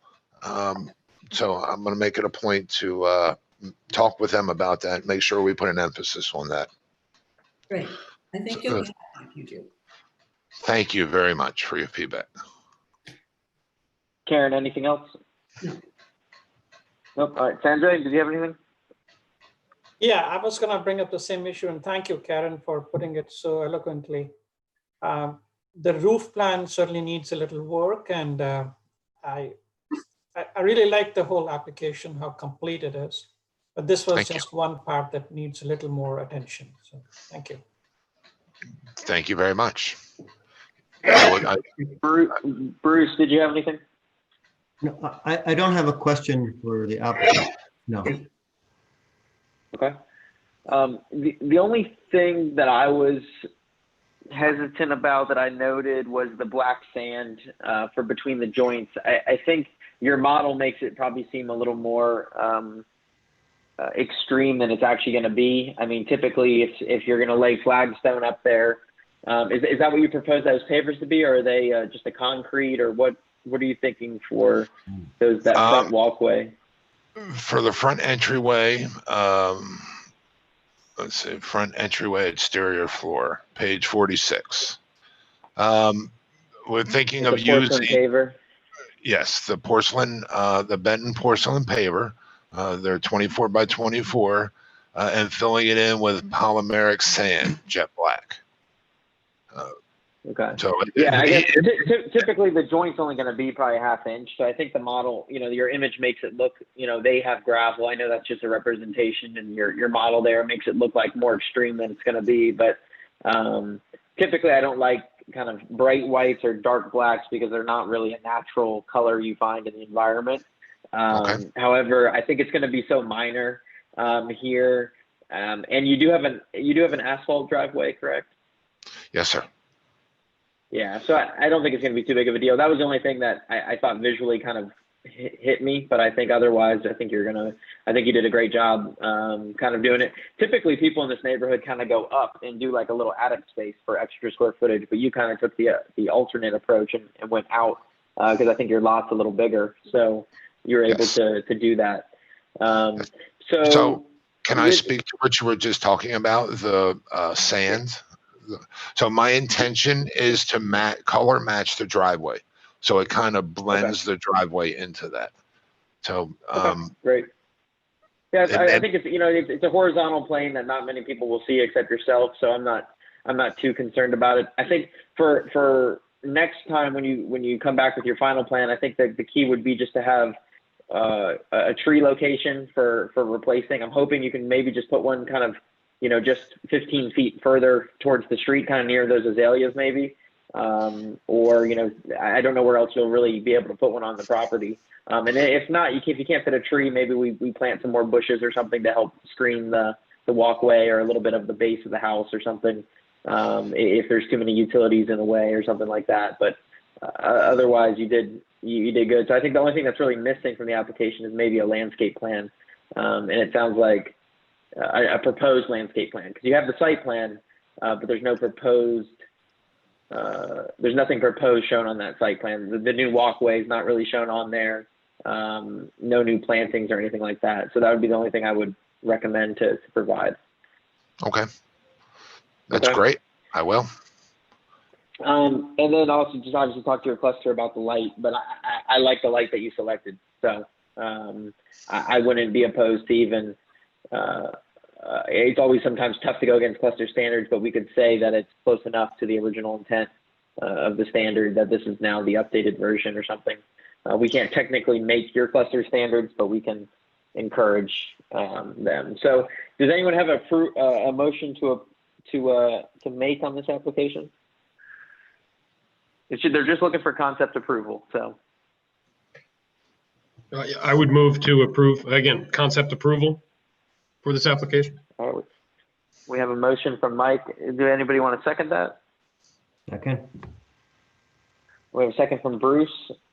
Any further discussion? I think since it's just a concept approval, the applicant kind of knows what we were looking for when he comes back. So I don't think we need to add any additional kind of statements to it, how we've kind of talked about. I think he kind of knows what he needs to look at and bring before us next time.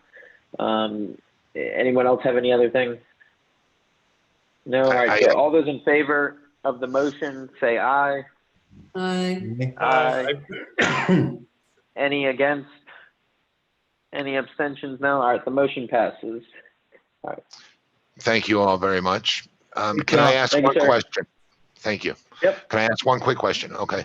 So when I resubmit, do I need to resubmit to the full DRB for this type of addition, or can I be reviewed by the panel since the full DRB has given their feedback? So it would have to come back before us, but it should, just if you can get everything back into them, they can put you on the next month's board meeting, and then we should be able to go through it. Everybody will be there. It'll be able to, as long as you provide those couple quick things, we should be able to. You won't have to present the entire application. We'll be able to remember it and kind of just approve it based on some minor updates that you're going to provide. But other than that, I mean, your application is already very, very thorough. So it just needs those couple of extra things that we talked about. Awesome. Thank you very much. Okay. Great. Thank you. All right. Sounds good. Thank you. Dan. Everyone have a good night and stay safe. You too. You too, sir. Thank you. Bye. All right. Moving on to So before we move last to, hey, Michael, before we move to the next application, I will just point out to Mr. Bison, I will be in touch with you and Megan because I think your mapping situation may need to be cluster standard as well. Okay.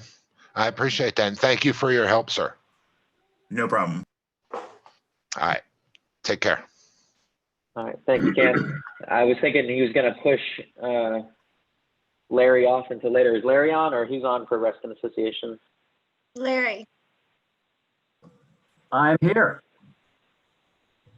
Hey, Larry. I was thinking Cam was going to push you off until, another hour or so. but his question was quick. So I am thankful that is not the case, and probably you all.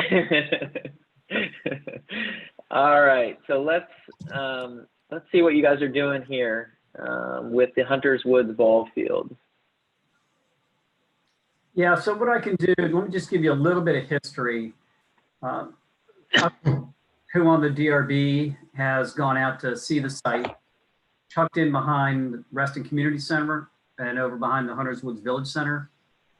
It was essentially a baseball field built in the late 60s, I think, maybe early 70s, and hasn't been used by Reston Little League or Reston Herndon Little League now for many years because there's no parking and you have to lug your equipment way back there. So let me state first that this application is not about lights. Okay, the Hunters Woods pathway lighting will come back to you, hopefully with your assistance in working on some lighting standards. So this has nothing to do with lights. However, I will say that at some point in the future, we will be coming back, the association will be coming back for lighting for the stretch of pathway that goes directly next to this ball field. So I just want you to keep that sort of kind of in your back pocket as we go through this discussion. So when we got into the lighting discussion, Julie Doherty, who is the Hunters Woods Village Condominium Association president, and I think she was going to make a comment here this evening, she brought to our attention the interest of the neighboring properties and stakeholders around there that we should do something with the ball field. It's not used. I think people walk dogs there. That's about it. It's not activated at all. And the RA Board of Directors approved utilizing some of the funding for the lighting to look at what can this ball field be to help activate that community. And I'm going to let Julie talk a little bit about that. So we embarked on a process with the local property owners, Hunters Woods at Trail's Edge, Hunters Woods Fellowship House, the condominiums. I forget the name of the other one. I think it's the Glade right next to the Village Center. There's another set of condominiums. So we worked through a process with our planning and design consultant, Kimley Horn, and Ron Kagawa led that effort. I'm going to let him talk just a little bit about the process. But we're here to get concept approval for this design, which has been endorsed by the Reston Association Board of Directors, the Hunters Woods Neighborhood Coalition, which includes all the players in the Village Center, including the owners, as well as Fairfax County Police. We presented to them, and they frankly, they love the plan. And so we're here to get concept approval. And I also need to tell you that we have, as a requirement, we have requested an interpretation from Fairfax County. That should be coming any day. I submitted that, I don't know, 4 or 5 weeks ago, just to make sure that what we're proposing, the plan that you have in front of you, is consistent with the approved development plan. And the initial readout we got from them is that we had a lot of flexibility in the language to put a wide variety of things here, up to and including perhaps a swimming pool. And we are not proposing that. What we're proposing is to activate it with some additional walkways, some plantings, possibly some public art, just to make it a usable place, because a lot of people walk back there, and we want to make it a place that people enjoy walking. They want to come to it, and make it more than what it is today, which is basically an empty field behind the Village Center surrounded by woods. So what I'd like to do, if Ron is on, I'd like him to just a couple minutes about the process we went through to get to the concept that you have in front of you. Thank you, Larry. I am on. Good evening. Just a couple of items to touch on. With the staff, as Larry indicated, we convened a working group of nearby colleagues, and I do really truthfully call them colleagues in the process. And if you go back just a couple to the yellow drawings.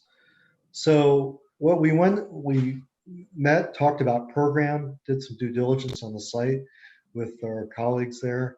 We came back to them with these 3 schemes as very differing alternatives that had everything to related to trail, to gardens, to reforestation of the site, some being more formal, some being a bit more informal. The drawing on the lower right is actually a sketch that we did in the meeting with everyone as we were sitting around the table rolling tracing paper out.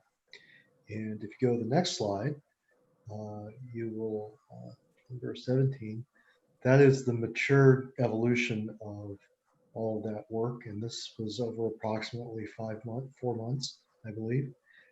And so this is the scheme that we've all arrived on.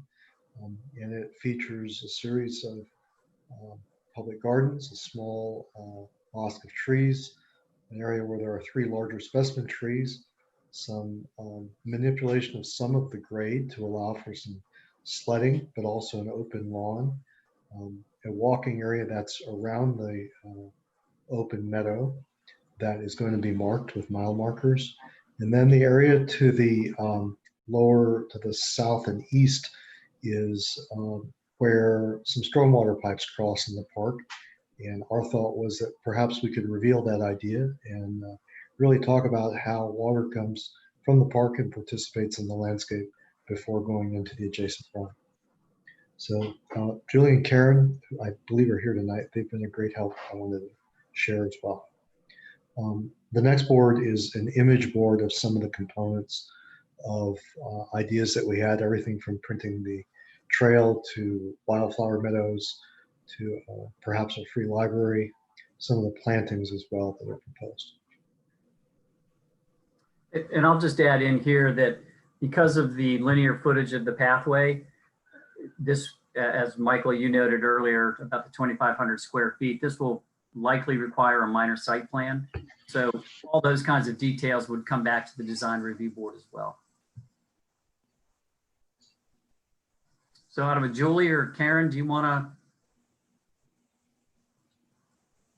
I'd be glad to step in, Larry. This is Julie Darty. I'm the association president of Hunters Woods Village Condominiums. Gosh, I've lived in those in the condominiums for 31 years and have seen many evolutions of that ball field area, but nothing really positive in terms of making it something that the neighbors can use for a long time. And I started working on this idea about 4 years ago of repurposing the ball field, turning into something other than a ball field. I mean, there's a backstop there now. Reston Association puts out bases every couple of years, but there's no real infield. There's, no outfield. If you went chasing a fly ball, you'd probably break a leg because of the unevenness of the ground and everything else. But I've been particularly impressed with, I guess you'd say, my neighbors in Reston. Partners like the Neighborhood Coalition, the community relations folks at the police department, folks in RA, Karen Anton, Larry Butler, Hank Lynch. They've just been so positive about helping to understand the concerns of our community about making this into a place that can be used, and also in working with everyone to move forward on it. It's been really, really positive. Even now, Mike McNamara of RA, the facilities guy, he says anytime you all have a community event, which we do normally in the summertime, not this summer, but he makes sure the grass is cut ahead of time so we can have badminton or playing catch going on in the field also. So I've been very impressed at the cooperation and the collegialness of my neighborhood partners. So you have my statement. There's really not much more I want to add other than that our association's in full support of this. And we're really looking forward to it coming to fruition. If I might say just a few words, this is Karen. Anton, can you hear me? Yes. Okay. Thanks. So for those of you who don't know me, I'm the Hunters Woods Dogwood District Director on the RA board. I'll be brief because Larry and Ron and Julie have pretty much covered everything, but I just wanted to add that this is something that I've been passionate since I've been on the board since May 2018.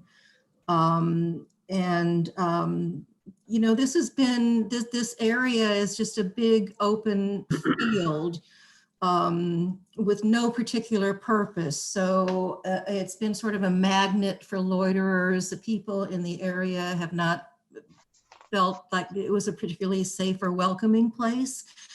And so working with the stakeholders, the ones who are most affected and who are the RA members, which is the Julie's Hunters Woods Village Condominium Association and the Glades at Hunters Woods and Trails Edge and the Fellowship House. All of our input resulted in the concept that you see from Ron and Heather and his Kimley Horn team tonight. So we're very excited about this. We're hoping that it will be something that will be a place that people will want to come to, not just from Hunters Woods, but from all over Reston. I'm excited about the concept. I think it will be beautiful. It's actually, if I'm not mistaken, going to increase the tree canopy. And it will be something that people of all ages can enjoy. I just hope that we will have your blessing tonight because we're all really excited about this. Thanks. And I think that wraps up our presentation. Great. Well, yeah, I mean, it definitely looks like it's going to activate a space that's underutilized. I'll be honest, I didn't even know that this existed back there behind the community center. So I've been in the Hunterwood Shopping Center and at the community center, but I literally never even knew that there was a field back there. So, but I think this definitely looks like it's going to be activating the space and making it a little more, you know, usable from what it sounds like. So let's go around the board and let's see if anyone has any questions, comments, encouragements. Scott, let's start with you. Do you have anything? No, it seems like a really creative solution to make a place, and I too, I didn't know this existed, and thanks so much again. It seems like it was a great collaboration, and I definitely appreciate Kimley Horn you showing, especially slide 16 and the community engagement and design process. It's informative and great to see. Great. Mike, did you have anything? You had mentioned with regard to a water feature or some, I suppose, stormwater management concerns. I guess that was down in the, assuming it to be the southeast corner of the parcel in question. You mentioned storm pipes, I think, when we were originally kicking around the idea earlier in the discussion. So I was just curious if you had a little bit more detail in terms of what, I saw some slides with regard to a rain garden there in the image gallery in the tail end of the presentation here. So I was just hoping you could give me a couple more details in terms of what that plan was. Sure, I can help you with that. This is Ron again. The idea was that it's kind of a unique place in the park there. This is where the two largest pipes cross, but also the lowest, one of the low spots in the site that collects water before it goes out into the creek there. So we thought it would be an interesting idea that, especially for kids understanding the nature of the environment there, that they could glean some information. They might learn something by being in the park as to how this process works. And our idea was that as images 7 and 8 suggest that it could be an area that's surrounded by some masonry or some stones, but also a different kind of plantings encapsulated in that as well. And another visually interesting component of the full design. I think it's great. I think it's great. So, if I might interject for a moment, if you could bear with me, we looked at that site. There's existing huge drains at kind of the intersection of our property with the ball field. And we were looking at that as an educational area for scouts or young kids working with maybe programs at the community center to, actually have little, events down there so that the kids can learn about it. Just another way of involving the community.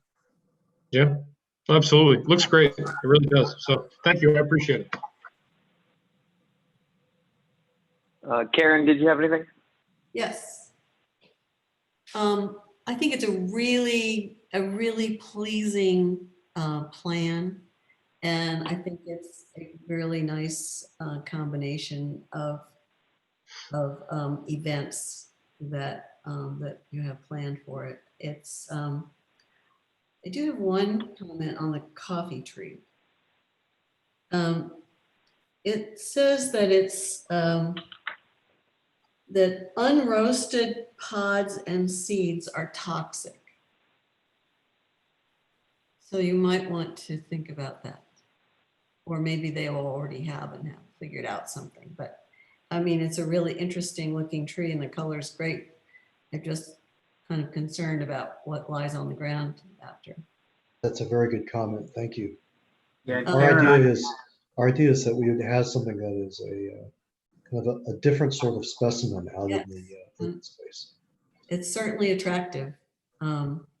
Anyway, I'm sure that if you decide to do something else, that will be well selected also. Okay. Anyhow, I think this is wonderful and it's a great addition. So that's it. And here I thought Kentucky coffee meant it was some landscaping term that was, you put a couple trees together and people congregate under there to, have morning coffee. I didn't even know it was a tree, but I guess it is a tree. I Googled it real quick and it is a tree. So now I know. Yeah, that is the first thing that comes up on good old Wikipedia, is that the unroasted pods are toxic. So I don't know if they're toxic to animals or people or both, but something to consider. Sanjay, did you have anything? Yeah, I think this is an excellent idea of developing yet another spot in Reston that the community will sort of be attracted to. And I'm sure this will go through much more detail, but I was just wondering, is there any thought about having a little tot lot kind of space here where the younger kids could play around and with a few benches around so they can be monitored and so on? I mean, would that kind of be integrated into this, or are you thinking of this more as just a trail that is well developed? Sir, if I could interject, in our development, we do have a tot lot and a picnic area. And those, of course, can be used by anyone in addition to our 222 homeowners. So I think when we were talking about it, we thought a tot lot might be a little bit duplicative. Okay, if this is one in the proximity, then that's good. Yeah. Okay. Larry, you want to talk about your hill? The sledding hill? Yeah. Sure. Yeah. So one of the comments that we had when we were working with the neighbors is that, if you look at an aerial around Connors Woods Village Center and then expand out in, a radius, there's very few grass areas, where kids can just roll around, even if it's the smallest of hills. So one of the ideas we come up with, and Ron talked about, altering the grade a little bit, is to put a little berm, not so significant that, you couldn't see somebody on the other side of it or whatever. I mean, just, those kinds of concerns, but just create a little grade where, kids could play King of the Hill or tumble down or whatever. And because there's nothing like that anywhere close by where kids can just go, basically run around on a grassy area. So that was sort of the general concept there. Great, that's good. Thank you. Well, Bruce, did you have anything? No, I was just observing when the sled hill was so optimistic that we'd have that kind of snow, but yeah. But Ever the I optimist, right? You're right. Very nice. No, I was impressed by the community involvement and the result, and am very supportive. Great. So I only had a couple questions. It was about so is the material proposed for the pathways, is it going to continue the asphalt for most of it? And then it sees that there's the concrete kind of dissection walkway that looks like it might have the ideas to maybe have some sort of imprint, whether it be leaves or maybe that's a way that we can bring an art into it or something. Is that the idea, that it would be mainly asphalt pathways and then that one concrete? That's correct. Yeah, the perimeter, we would want concrete. And that way, if it's to a minimum of 6 foot, then we would be able to plow it in the winter, because there are a lot of people around there, particularly from the fellowship house, that like to take daily walks. And so this would give them a nice little circuit that wouldn't be too hilly, because there are some hills around there. And so it gives them that ability to do that circuit. But yes, to delineate the kind of the central portion with, and whether it's we had even talked about some kind of pervious treatment for that center part. So we haven't gotten into that level of detail yet, but it would be different than the asphalt perimeter trail. Okay. And then for the item number 2, kind of this meadow. So do you guys envision this area still going to be, mainly grass that is cut constantly, or are you is it going to be more meadow, taller grass with a couple cut out footpaths, and we have more flowers or wildflowers grown, or kind of what's the vision there? Because the picture kind of shows both. So I think what we'd like to do is include both. So obviously we want a grass area for kids to play. We're not going to have a meadow on the sledding hill, but certainly there'd be an area there where we could put in a small pollinator garden, and even do that along the concrete or whatever it ends up being walkway there, but not the entire. And then, sorry, my only last question. So I know you mentioned lighting. I think that'll be good to kind of help light this area. I'm assuming we'll do normal kind of, pathway lighting in this area, spaced every so often. My one concern was the little free library. Typically I've seen these where they're approved, where they're in people's, front yards.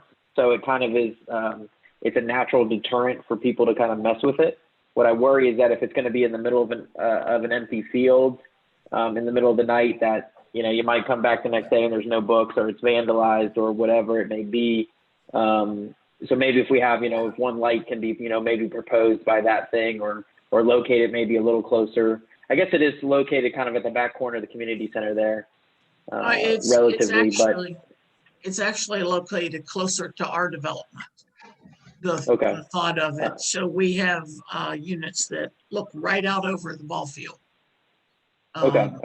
So that tree cover there is not as thick as it appears. Okay. No. Okay. Yeah, I only worry about that, but it's not a big concern. Obviously, it's just something that, obviously if it doesn't work out and nobody uses it, then, it's something that easily can be removed if it doesn't work out. So, but otherwise, in concept, I think it's a great use of space. And I particularly like kind of the idea of the rain garden and trying to kind of control the stormwater and make it beautiful versus just have an ugly culvert or an ugly, giant sewer cap pipe or something there. I think this is a great proposal. So I think, does anybody want to make a motion for the concept approval? I'll make a motion that we accept the application for conceptual approval. Great. Anybody want to second that? I'll second it. Great. I'm not sure who seconded it. I think maybe Mike, maybe somebody else. I'm not sure. I think Lisa's got it. All right. So any further discussion? No? All right. So all those in favor? I would like to invite you all to come see our neighborhood and to come see this field in real life. Be happy to take you around. I will, for sure. I definitely will. I usually like to go to every site. I didn't have time to get to this one. I apologize, but I'll definitely make an effort to be out there. But we have a motion and a second, and so all those in favor of the motion say aye. Aye. Aye. Any nays? Any abstentions? No. Motion passes. All right. All right, well, thank you all very good much luck. for your time. Thank you. And so, Larry, the next step is you guys have a site plan kind of to work with the county and go from there. Yeah, I have to first get the interpretation back from the county, which all indication is that that's going to be a favorable one, for this concept. Right. And then we'll, commence on the rest of the design phase, which will. Okay. Yeah, I just was kind of looking. I was kind of wondering what timeline is this? Maybe a spring planting project, maybe. Hopefully be ready to go by spring next year. I would hope spring would be a good target. Yes. So. Okay, great. Hopefully look for us, first quarter of 2021 to bring the site plan back to you. Okay, and hopefully then you might know a little more about the lights and everything. I hope to. Yeah, that's a bigger issue, we'll say. Okay. Lights? No. Yeah, really. Okay. All right. Well, sounds good. I think that is everything for tonight. Let me double check the agenda. No other items. All right. So do I have a motion to adjourn? So moved. Great. Anybody want to second that? Second that. Great, Sanjay. All right. All those in favor say aye. Aye. Aye. Aye. Nobody's opposing, and the meeting's over. Thank you, guys. Thank you. Thank you. Have a Thank good night, you. everybody. Congratulations, everyone. Thank you, everyone. Great. Have Good a night. good night. We'll Good see you all next time. Night.